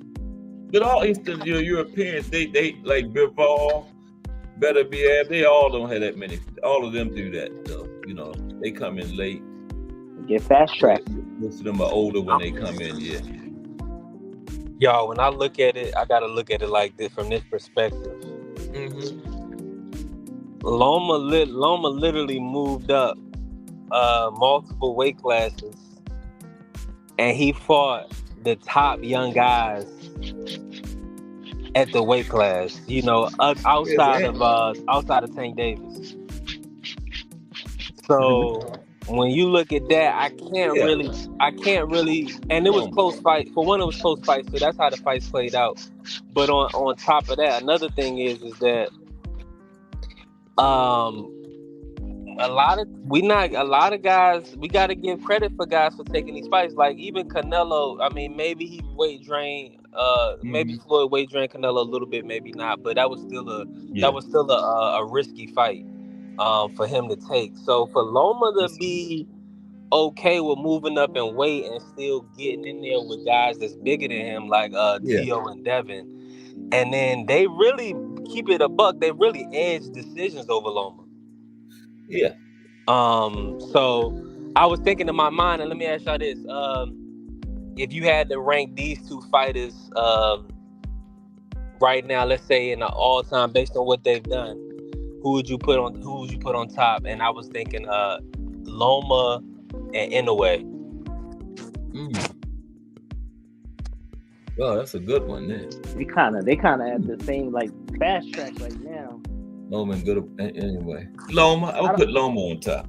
Yeah, currently right now, yeah. Cause I don't think Monster really had that. Well, I guess Stephen Fulton, but that, you know, that moment. No. That full win was crazy though. Yeah, it was a good win. Yeah. I think I talked about that the other day. That man. Y'all think Cash, you think Inoue gonna be able to move up any more weight classes? Yeah, I'd give him 26. Yeah. How old is he?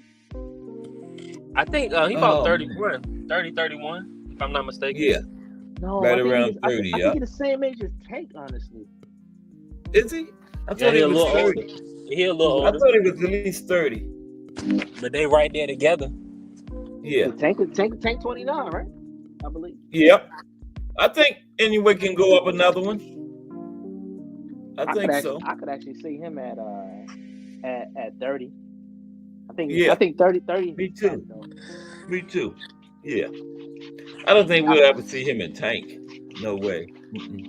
I think so. Hey, I was about to say, Remo, I think we'll be crazy not to see that. That money, right? What weight class? Remo, That you was right, You you think right that on can the come money. down to 30?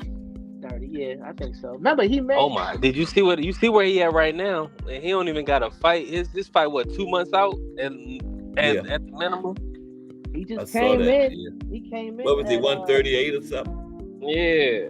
what was Yeah. he before? 133 at his last fight, right? Or was it the fight before? Yeah. He weighed in at 133. Yeah. Hang He on. walking around at that optimal weight, man. His training camp would just be all work on fighting. He ain't even gotta worry about no weight dropping or anything, because that's just gonna happen as he training, you know. But y'all That's see the good. difference right now? As website B3 said, he's getting 2-3 months out, whatever how long it is right now. Yeah. He already shut off his Instagram. He cut off all his stuff already. And Ryan out here fooling around. The difference. I know. But Ryan said he's man. not gonna get on Instagram no more till after the fight now. Man, that kid is lost. We'll He's lost see. in the I believe that when I see it. Yeah. Mauricio spoke about it today too. He said he was talking to the New York State Athletic Commission about Ryan. I think that guy's no good for boxing. I don't They're think making other plans. he Plan could take B. his belt and he could go somewhere. I'm telling you, that guy's no good. When the storyline really comes out about that Maurice Sulaiman guy, is not Yeah, I gonna be know. good. Oh, let me say this, Remo. Hey, at the New York press conference, did you peep how what Devin did to Mauricio? Nah, I didn't even see. What happened? Bro, I feel like he snubbed him on a handshake. Go back when you get a chance. Oh, yeah? Yeah, man. He looked like he barked on him a little bit. Like Devin, like he barked on him a little bit for real. Like cause like you could see, you know how when Devin walked up on stage, you know how the guys Mauricio was at the New York, but then he didn't go to the LA press conference. Oh, Devin didn't? No, Mauricio did. Oh, okay. Yeah, so I think like that guy. I think he's a real piece of shit. Bro. And you know, we watching the scene. We living in real time with this. Right. So we seeing what's going on with Devin in the WBC. Yeah. Like they're loving the fact that Bill and Devin is their champion. You know what I'm saying? And went their route because they getting money from everybody. They get money from him. You know what I'm saying? They keeping him active. Like they yeah. Like you remember when he first got the belt and they made him turn around in like a month or something and defend it. When he got elevated, he had to fight. He fought Abdullayev. Then he had to turn right around and fight like Santiago in like a month. It was like in 2019. When he was still at 35, right? When he was at 35. Yeah, I remember that. Yeah. But see, ever since then. After that, he had got a shoulder injury, and they rushed him back into the ring. He had to come back and fight Gamboa. They was gonna strip him of the title, but then he was like, "Oh no, I'm fighting." That's why he had to come back and fight Gamboa because they was gonna strip him from the belt, and then Loma Tio winner could have been legit undisputed because they would have had stripped him. But he came back and fought Gamboa, so that was smart. But they get money. They get money every time he fight. Then we fast forward. Then we fast forward. He won. He beat Loma. They got to pay to defend the belts or whatever the case may be to retain the belts. And then not on top of that, they said they stripped him off top. It's like you going to 140, you fight Shakur. Like you doing one or the other. Like we getting you. You know what I'm saying? So we can get this money. Which is I understand that part, but the one that's not cool is the step aside he had to pay for Sandor Martin after he beat Regis. Like, come on, like who you have to pay step aside money to? Sandor Martin was number 1 in the WBC. Oh, for the Regis fight? I didn't know that. Top rank signed him. So Devin had to pay step aside to Sandor and Top Rank to fight Ryan. Yeah. Oh, for this fight coming up now. But doesn't that happen more often than none? No, Remo, probably so. I'm just, and when I started, I said, we following it. I'm following it for sure. And Ness, I be watching Ness. Ness on, they call Ness the Haney voice. Ness be on, he got all the news and stuff that be happening in boxing. So we be seeing everything behind. We be getting so much behind the scenes stuff that you see this timeline, and I see why the young brother will bark on you if I mean he feel like damn he kicking out a lot of cash and everybody not getting pressed like he getting pressed, you know, in certain situations. No, they not. Mm-mm.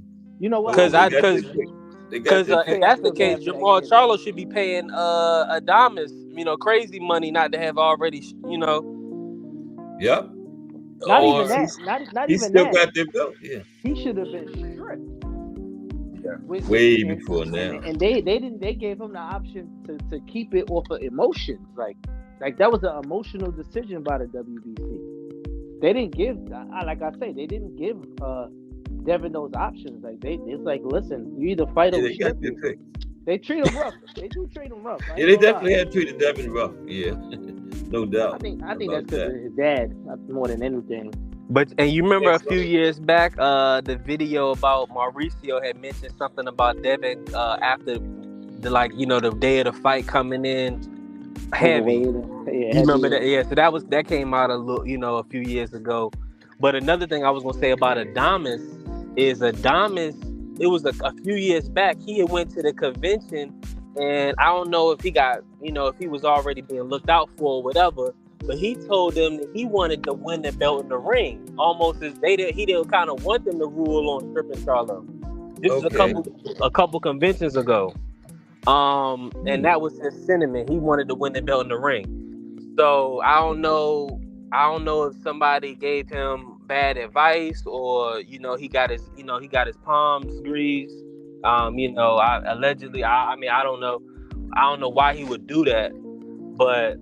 He missed out on his opportunity because they should have stripped Charlo 2 years ago. Yeah. I mean, Charlo should have been stripped. And I don't even think he's going to defend his 160 belt. So they need to, something got to give. See, realistically, B3, this is why it's so hard for casual to really follow behind the sport. And I'm the king of the casuals, if you didn't know, right? Already. I deemed you without deeming you. Self-appointed. King of the casuals right here. But the thing is, like, there's no other sport where the rules just change on emotions. Like, boxing is the only sport where I'm gonna give you an emotional pass, that's not in the rules anywhere else. Why does he get to keep the belt? And why does this guy get stripped as soon? Or why does this person have to fulfill their mandatory without a voluntary? There's no consistency. Right. None. So it's very hard to follow as somebody who's not like a diehard of the sport.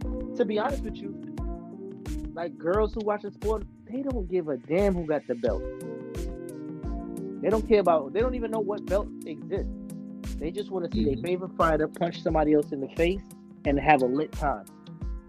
That's it. Yep. That's what they care about. Yep. Cut and dry. I what Devin does. Like aside from outside the ring, it could be like trolly or corny or whatever the case is, but he doesn't get treated like other champions, and that's the only thing that I don't like.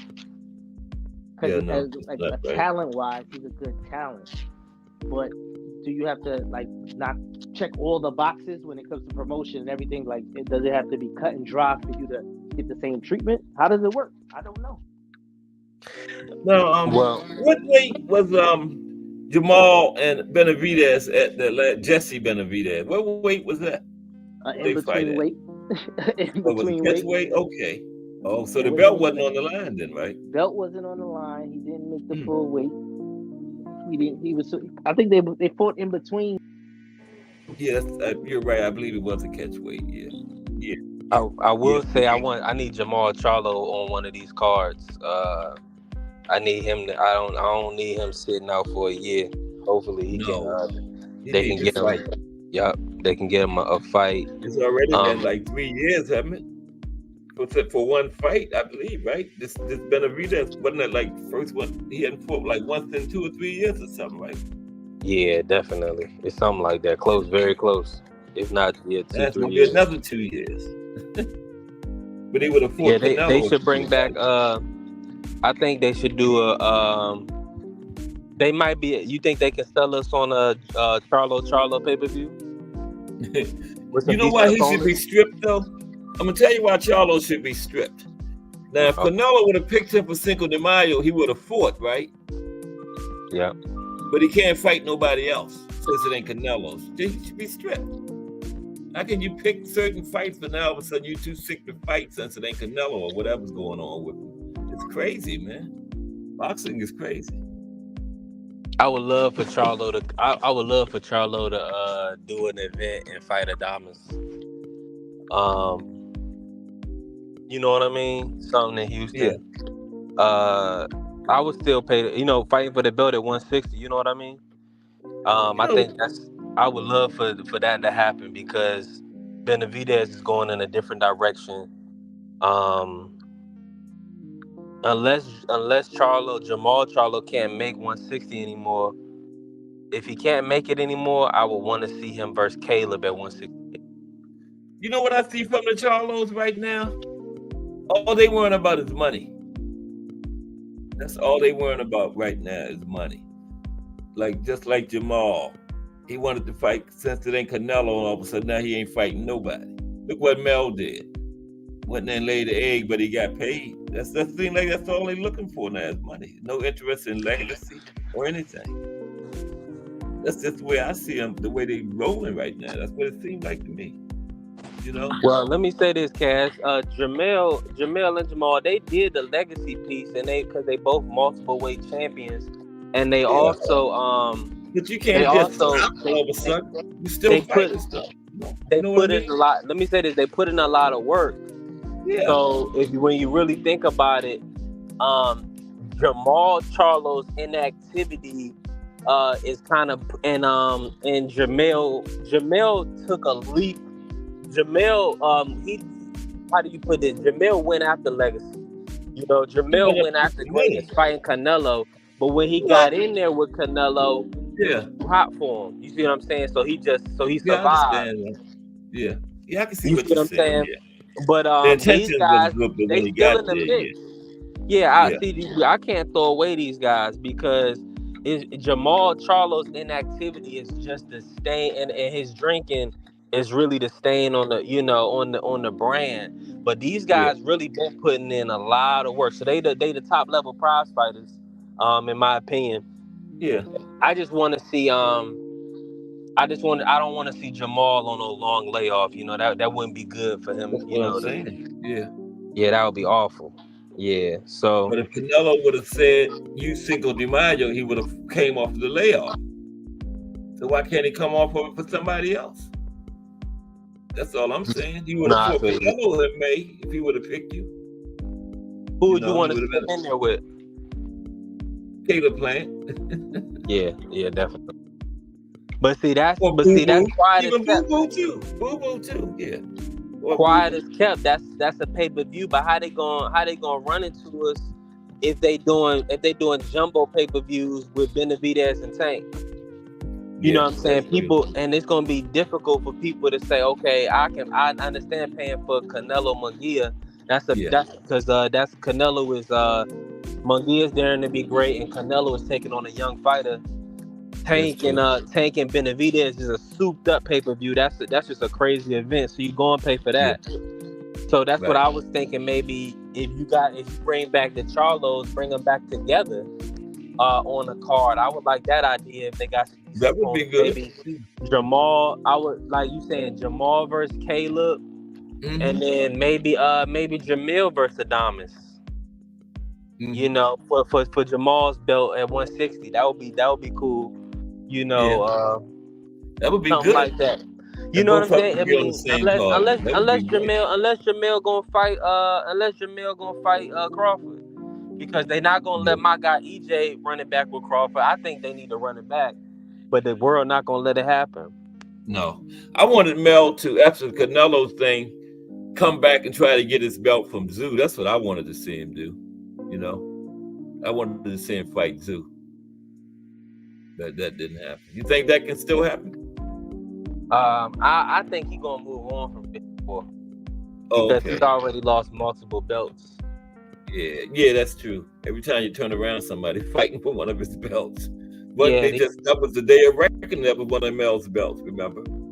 Matter of fact, I don't know. I don't even know. Yeah, absolutely. Maybe was it a dead record or knockout? No, the knockout KO. The last one, right? Yeah, the Not last one, the knockout. My It was Dream the Off. last one. Right. Yeah, that one. Yeah, he fought. Does he have any more left? The belt? That's what I'm thinking. I think he might got this. He may still have the WBA. I'm gonna look right. Okay. Yeah. Yeah. That's I think he still has. Nope. He don't. Oh, he's the champion in recess for the WBA and the WBC. Oh, so that's it. Israel. He's moving on from that. Yeah, Madrimov is the champ of the WBA, and then the IBF WBC vacant. They letting Sebastian Fundora fight for the WBC. And why he just got beat? How does he get? That's what I don't understand, boxing. This guy coming off a loss. How's he fighting for a belt? That's crazy. Yeah, you know, positioning and they want the storyline with him and his sister Gabriella. I know. So they're gonna give him an opportunity. Still not right though, but that's boxing for you. They just make up the rules day by day. I think it should have been Lubin off the Ramos win. Yeah. And then let Fundora fight somebody else, and then he should at least get a win first rematch before he goes for a belt. Came off a loss. It's crazy, man. Now, what belt is he going for? He's gonna get the WBC vacant shot against Mauricio. I think this guy's name like Sergey. Yeah, Mauricio. You know he's gonna look out. He just do whatever he want to do. You know, it's crazy. Yeah, you know Mauricio, he gonna do things his way, whatever make money. Yeah. You know, I want to see. So shout out to Fundora, man. I gotta watch this. I gotta check out his opponent because you know they fight on the 30th too, so that's gonna be a good card. That's crazy. The man just got beaten his last fight. Now he's going for a title in the next fight. Yeah, I don't get it. Yeah, well, pretty much he got a year out the ring too. Hey, BJ, let me ask you a question. Mm-hmm. On a return, if you say you wanted to bring back Charlo, right? How would you sell out on that? Sell that to the fight fans? Would you bring him back if Earl was on that same card? That's a massive pay-per-view, absolutely. Versus maybe like a Castano. Because they got a lot of money got to be paid out. But it's gonna be they're gonna get it off the pay-per-view. They're gonna get it off the pay-per-view, and because if you do a big Texas event, you can do it at Dallas Stadium, and it's gonna have people travel in. Yeah, I was just saying, that's a lot of money. But you got to build up the B side. So let's say if Fundora win a belt, that's an opponent for somebody. Somebody gonna have to take that task. You see what I'm saying? Adames gonna be an opponent for somebody. They gonna have to. Jamil probably gonna have to take that task, or Earl. You know, somebody gonna have to take one of these tough tasks. But of course, you know, Al he got his matchmakers. They gonna work it out. But yeah, Remo, you right on the money. That's smart right there. I mean, that's what I would do because you know, Earl. And let me get y'all opinion on this because from everything I was seeing or the little bit I was seeing, Earl wanted the rematch with Bud, and he didn't say anything about retiring, or I didn't get that feeling. What's y'all thoughts? How y'all feel about it, and have y'all heard anything, contrary? About the rematch? But no, not the rematch. Just about EJ fighting again. Oh, I haven't heard nothing. Nothing. I would rather him not because of that eye, man. According to what Jay was saying, he was saying more to the left that he's more hurt than sometimes you're just too tough for yourself. Yeah, I think he's at that point where he's kind of damaged, but he's trying to fight through it to make sure, see if he could give himself another push. But he's a little bit more out looking on the outside than the inside at these days.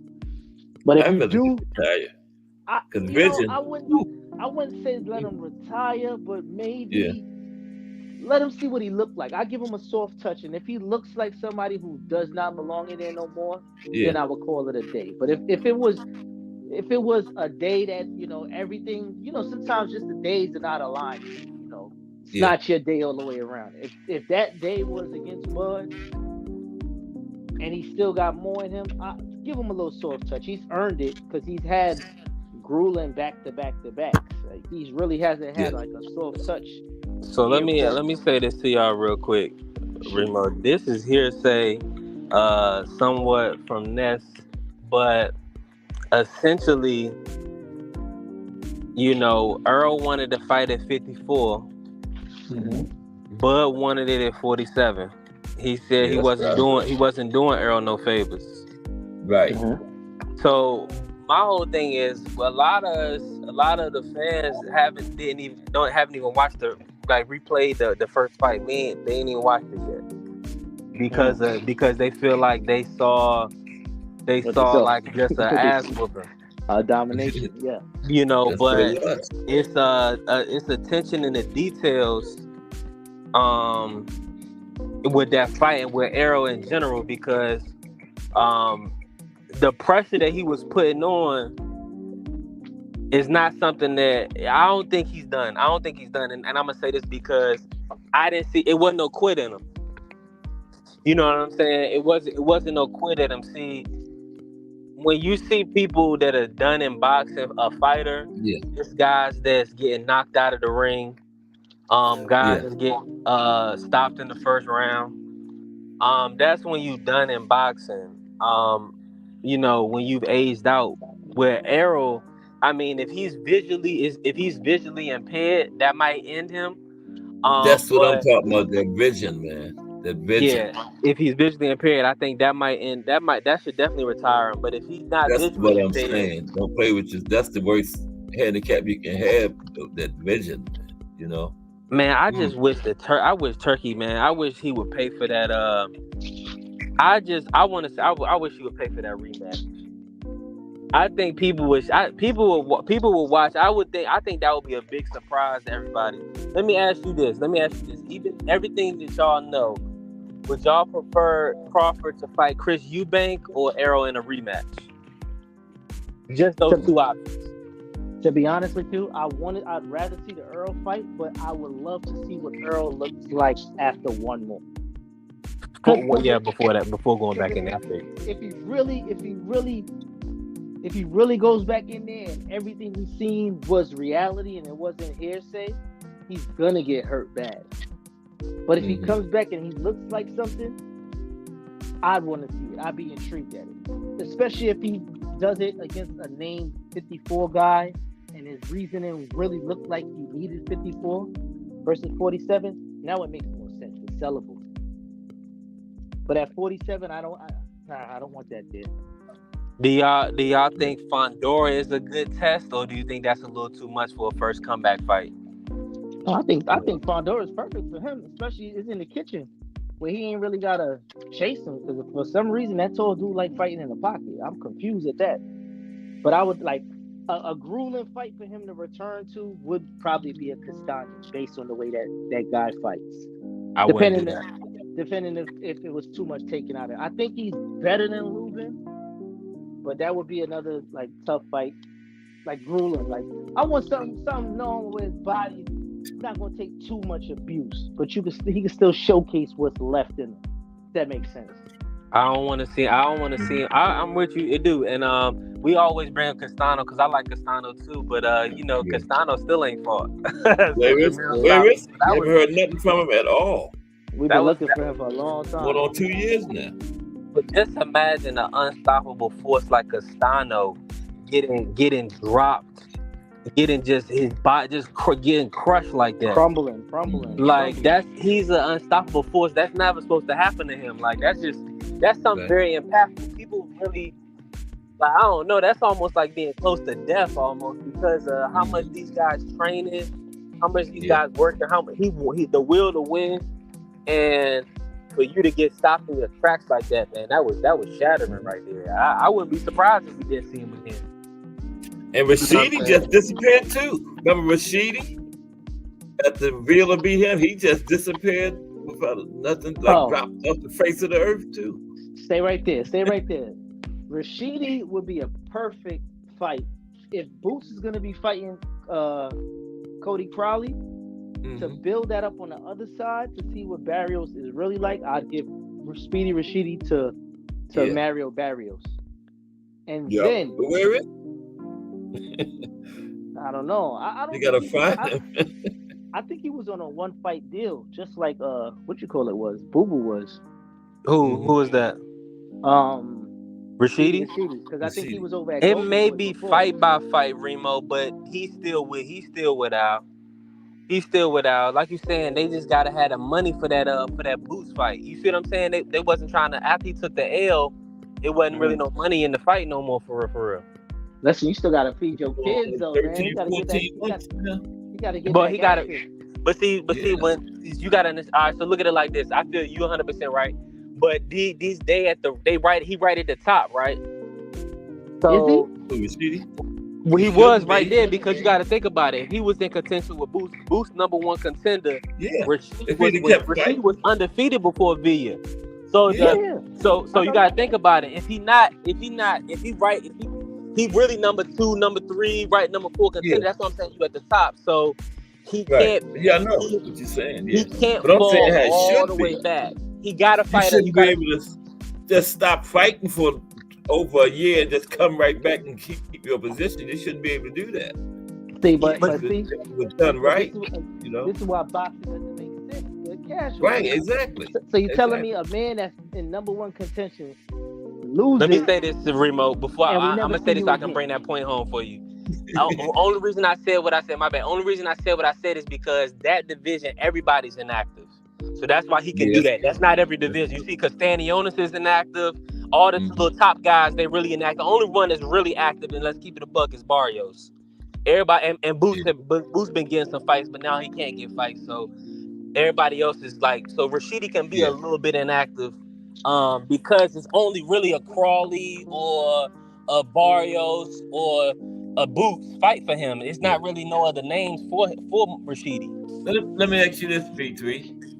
Now, do you think if Boots went to 54, could he get some fights, a better chance up there than at 47? Absolutely. Well, it's so much action. That's 47. That's what he should do. You think he should go ahead and do that? Just stay hell with 47. Let me say this to you. Supposed to be at. Yeah. This is a lot of behind the scenes work. But Boots is gonna have to get his paperwork right because Cameron Duncan, his manager, passed away. No. So he's in court right now. So in order for Boots to get them top fights, he's gonna have to get with Al Heyman. I heard the wife took over. She don't know nothing about boxing. Did you hear something like that? Yeah. But she don't know nothing. Yeah, somebody needs to. I'm hoping that they can rectify that situation in a hurry because we don't need Boots his career to be delayed. It's 10 months already. Yeah, they need to work out an agreement or something to pay her out of the contract, or maybe she get a certain amount of certain amount of something, just to buy him out or something on the back end or something. Yeah, something because he got to stay active. But she gonna want a lump sum up front because eventually he's gonna end up to be a prize fighter. Oh, she might not have managed the fighters, but I guarantee you Cameron Duncan told her that this is the best fighter he didn't have since Bud Crawford. Yeah. She could just hire somebody to handle the promotional part of it. She just be in the background, but she's still getting her part of the pot, You know what I mean? It's hard somebody. I hope they do it, but you don't know what to do, But when it boosts from Boost perspective, Cass. From Booth's perspective, it's gonna be too many hands in the cookie jar to make big fights. I know. And right now they're not even trying to pay him big money, so he's gonna have a manager. I don't know if Espinosa get a piece. Then to get the fights, he got to sign with Al. Do TGB get a piece? You know what I'm saying? He got to pay his trainers. He can't get the fights, and then the promoter just passed away on Mr. You know who kind of was in that similar situation? Andy Cruz. Andy. But I believe he just won his litigation because they were taking like double percentage or something like that on his end because promotional company was also posing as like another part of a promotion and getting paid almost twice. Oh, So he ended up winning that. I did hear about that. Yeah, he ended up winning some kind of litigation in court and getting away from that person. So Who is that? I mean, Andy Cruz. Oh, Andy. Okay. Yeah. But see, it's crazy, Cass, because Eddie was still giving them fights through the whole process. Yeah. So they took good faith. extra on his Eddie money, didn't they, Remo? Some to that end, Who? but I think they kind of knew Eddie was the bigger player, and he could kind of like put him in line to get away from the guy. Oh, money talk, like especially when it's something gonna be an investment, you know, you get it back on the back end. Yeah, Andy. As far as Earl, though, I would like to see Earl just because I just think something ain't right there with the injury part, though, man. You know, Think it's over? Cass, have you watched the fight back? I've never watched it. I've never watched it. I've never watched it. Check it out, Remo, when you get a chance. I watched it for fruit several times. You know what, times. P3? I'm gonna tell you I can't make it through because I just see the little things on TikTok or thing. It's just the way like that one hook where he dropped him and Earl just looked at him and like, what the hell just happened here? That was a lot, man. I don't know. Yeah, that was a bad sight, man. I ain't gonna lie to y'all. You see what Bomac said on Jay's show? They was prepared because he said they've been working on that fight for years. He said when they would get other camps, getting ready for other people, they was working on Earl at the same time. And they was preparing for other fights.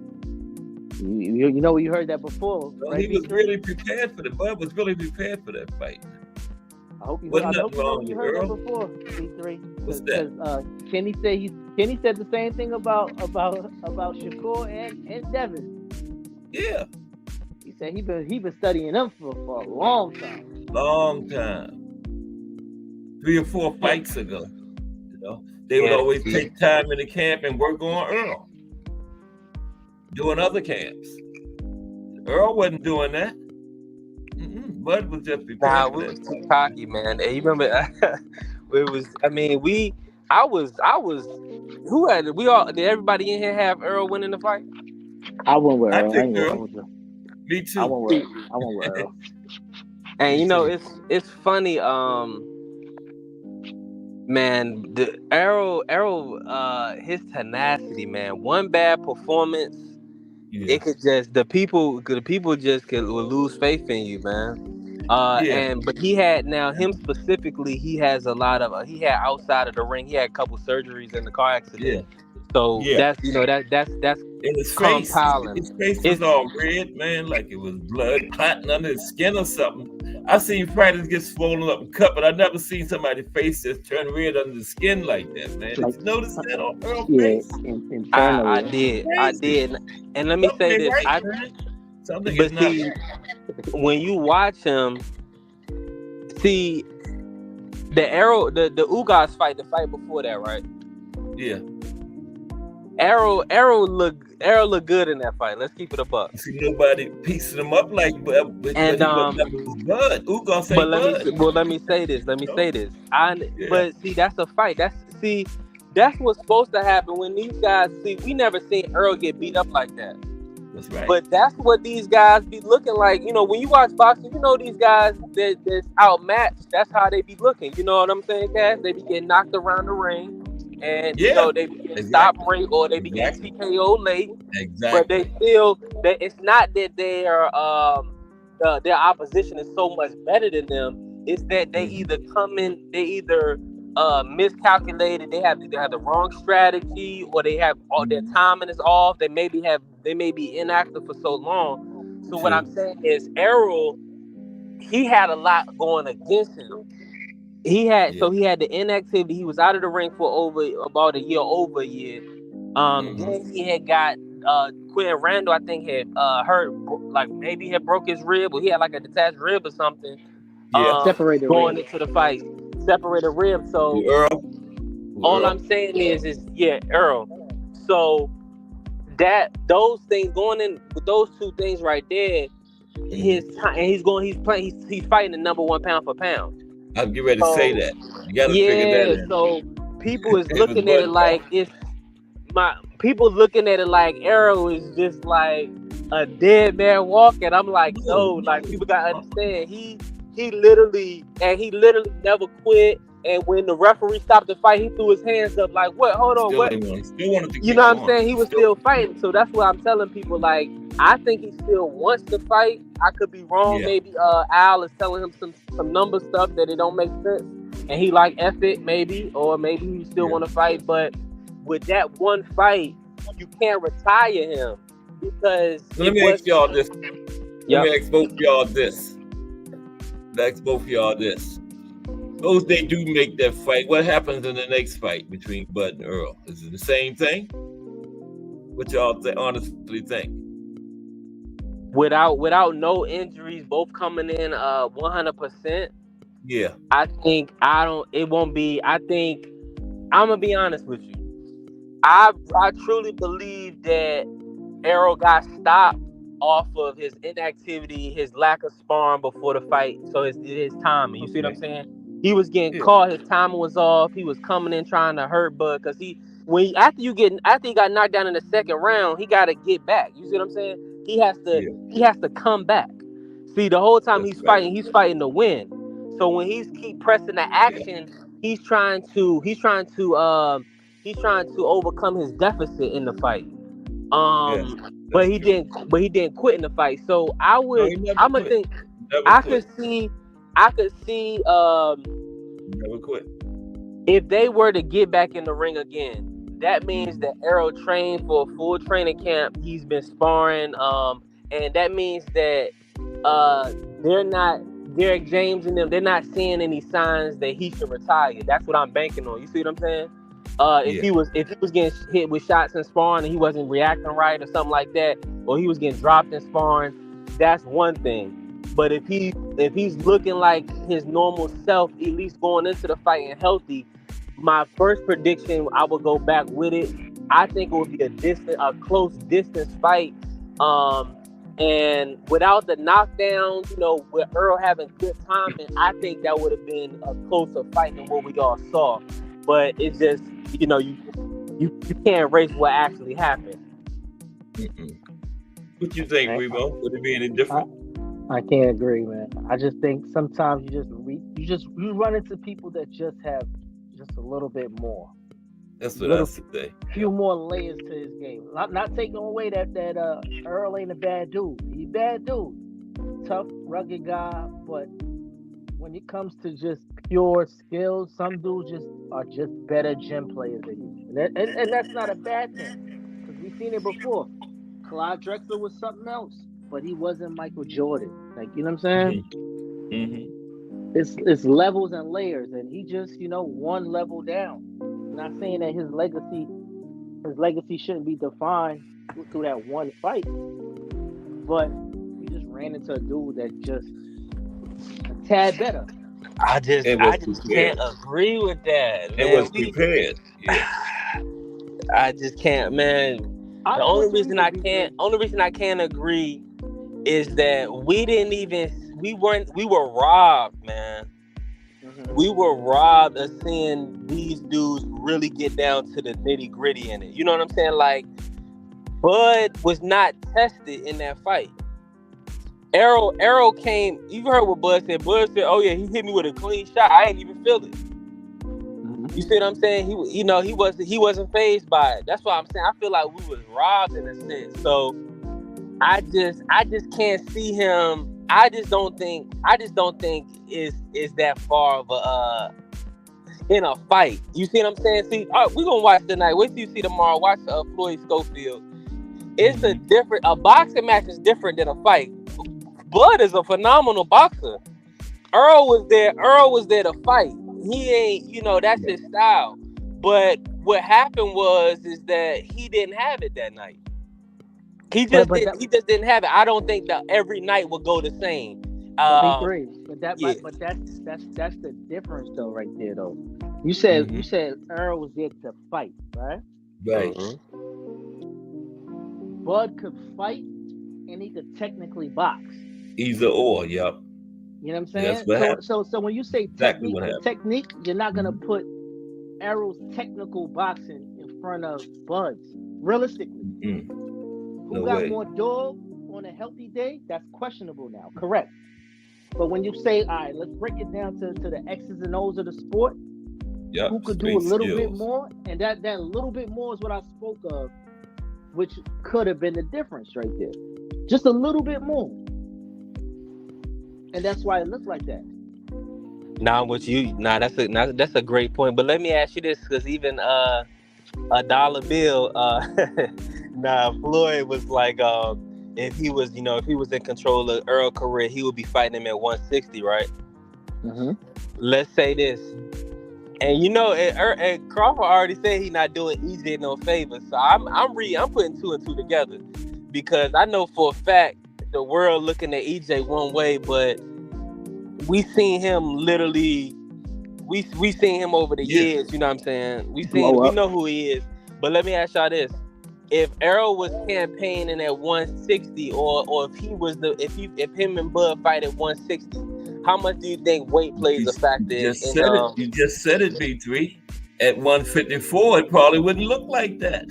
When Remo was describing all the skills and the high levels and stuff, all that happens at 147.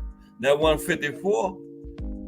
Listen, at 154, what I would say though, on top of that, now you're giving Bud an extra few pounds to hit harder as well. That's true too. I love, man. Hey, Bream, you right? I love Bud, and that's why I love Bud and his skills, man. It's just he was not knocking. Like, where was this power versus Postal? Like, I mean, Bud. He's finished everybody at 47 though. He has, man. He has. I'm not taking that away from him. It's just that I just don't want that fight to retire EJ. If that makes any sense. Because think about this too, B3. Think about this. You just said he didn't have that power against Postal, but this was Earl. Bud probably gave the performance of his fight in this last fight, man. Yeah, it wasn't Postal. This was Earl. You got to take all that into consideration. This was probably the best performance Bud ever gave, right? I agree. He was assisted on it. He was assisted. It was Earl. And that's the only reason why I feel a little robbed by it. Way down deep, you know? Yeah. All that make a difference. I just feel like we was robbed a little bit, because it was supposed to be the biggest fight the last 10 years or so. Yeah. And it underwhelmed, but as I'm a hardcore, so I know the insides and out. I know why it underwhelmed. I could see I thought it was gonna be like either a Earl decision or like a draw. I thought it was gonna be a close fight. I didn't think it was gonna be enough rounds for these Earl dudes. decision. Yeah, because can I play devil's advocate? Mm-hmm. As just as uncomfortable and injured that Errol was, Bud said he didn't really want to fight at 47 no more. So you giving him a chance to actually not have to squeeze down and really come in the camp comfortable. It might get dangerous, man. Bud, man, you right. Nah, Bud is a dangerous dude. I ain't gonna lie. I mean, you can't take that away from him.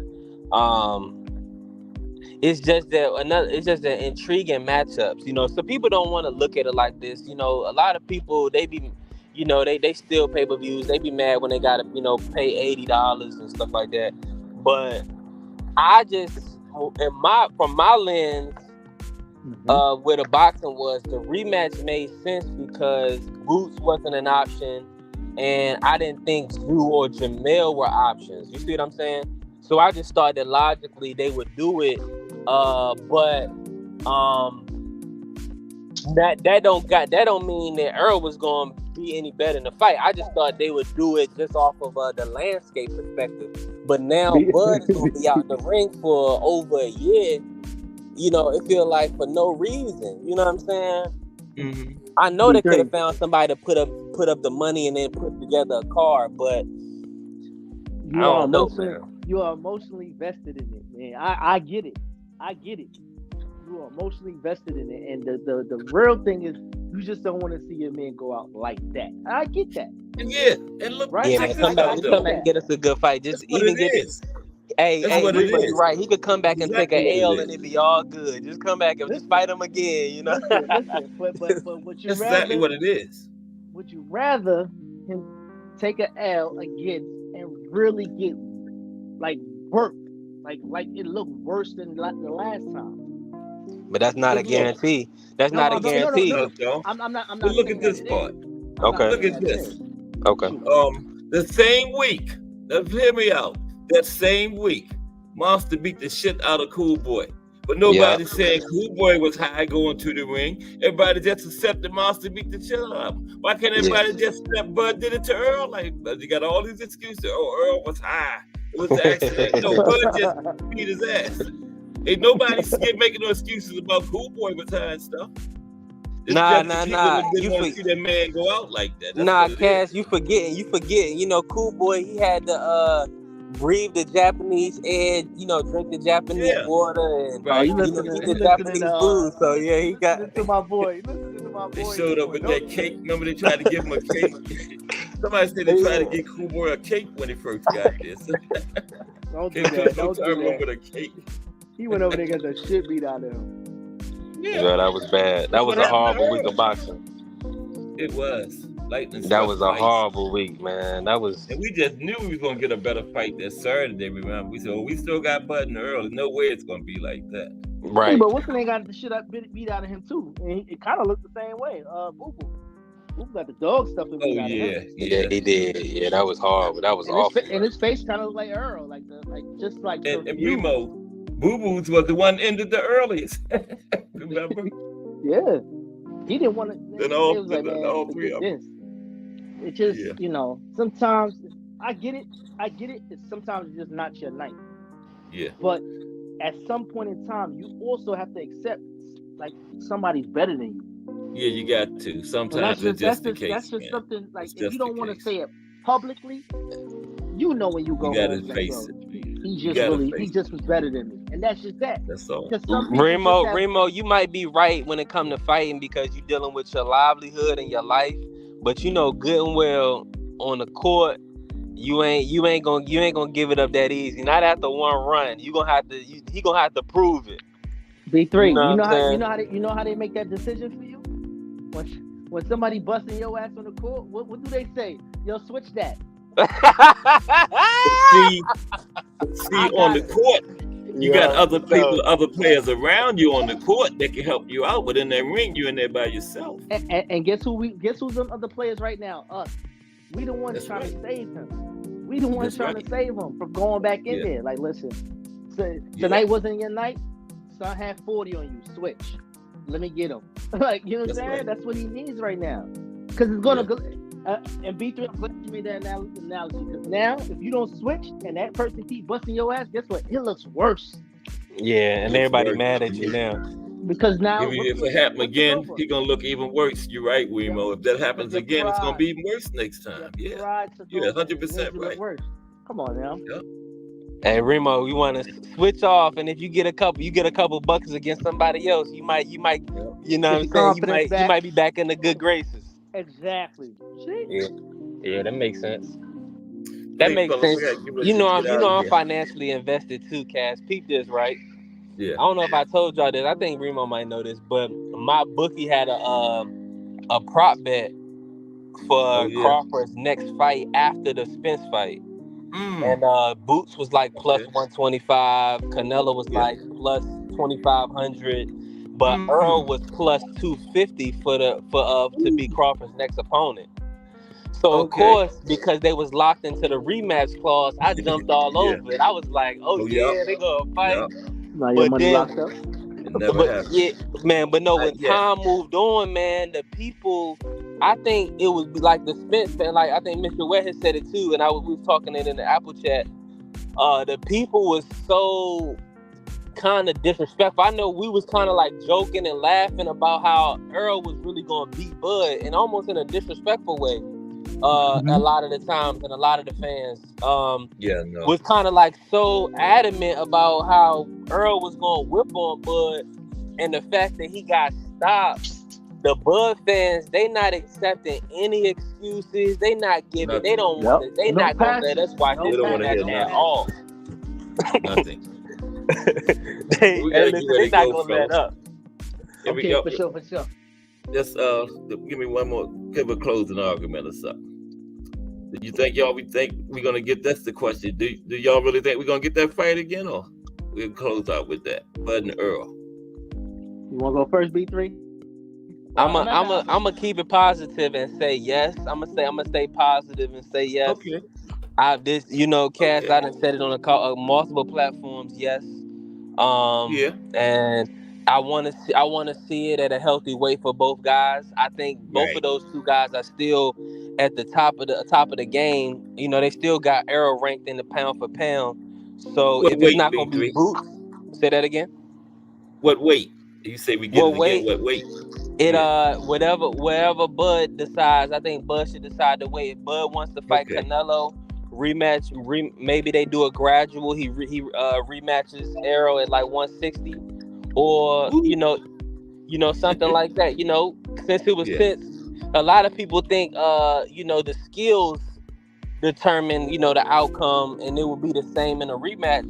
Then the weight Not shouldn't matter necessarily. if he wants to Not move at up for 160. Canelo. Yeah. Because he's gonna fight Real. Canelo with 68, and that's a harder fight than EJ. I mean, for Yeah. most people, in most people's opinion. Yeah. I'm gonna keep What you think, it short. Remo? I'm gonna keep it short and sweet. Thank you, but no thank you. Yeah, I don't want it easy. I'm thinking about the That's all I man's got. eyes, man. I'm thinking about All his right, eyes. well, let me flip it on you real quick before we go, Cass. Mhm. And Remo, if it's so not next, but you said ever. If Earl Yeah. comes back, maybe gets a couple good fights and look good, would you want it? Would you want it? If he came back and was active and was looking good. Depending on who it's against. Depending on who he look good against. Well, it's gonna be. He don't take tune-up, so it's gonna be top guys. Let's say That's he what I'm comes saying. back. Let's say he comes back and he beats Jesus Ramos, and let's say he beats He Adames. good. Oh, he good. If he can beat them two, yeah, go after Bud. See, I thought it should have happened. but then that's gonna be at like 37 years old. Yeah, If he had 37, two more 38. fights. But see, if you got somebody number, you doing it for the bread. You see what I'm saying? You So know what? If you put it in that, if you paint it in that with that lens, okay, I'll take that as both of their walkaway fights. Like, let's just get it off our chest before we both retire. I'll take that. But then you're gonna end up like Sugar. You're gonna end up like Sugar Ray, and they're gonna be arguing every interview they do together and stuff like that. But you know what I mean? You see what happened to Sugar Ray his last fight? He got knocked out when he should have been gone. Remember, Camacho sparked him. Stayed around too long. First time he ever got stopped. See? Yeah, it's time to go. Man. Hey, appreciate you, Cass. Good talking to you, Remo. Appreciate y'all, man. I'll see y'all Monday. Okay, take care. Yeah. All right. All right, everybody have a good one. I'm Cass. I don't think it was no just due today, so we went long. Appreciate everybody. I'll see y'all Monday. Thank you to Remo and B3 for coming up, chopping it up. Cass Sports. I'm out. Nobody in here? No way.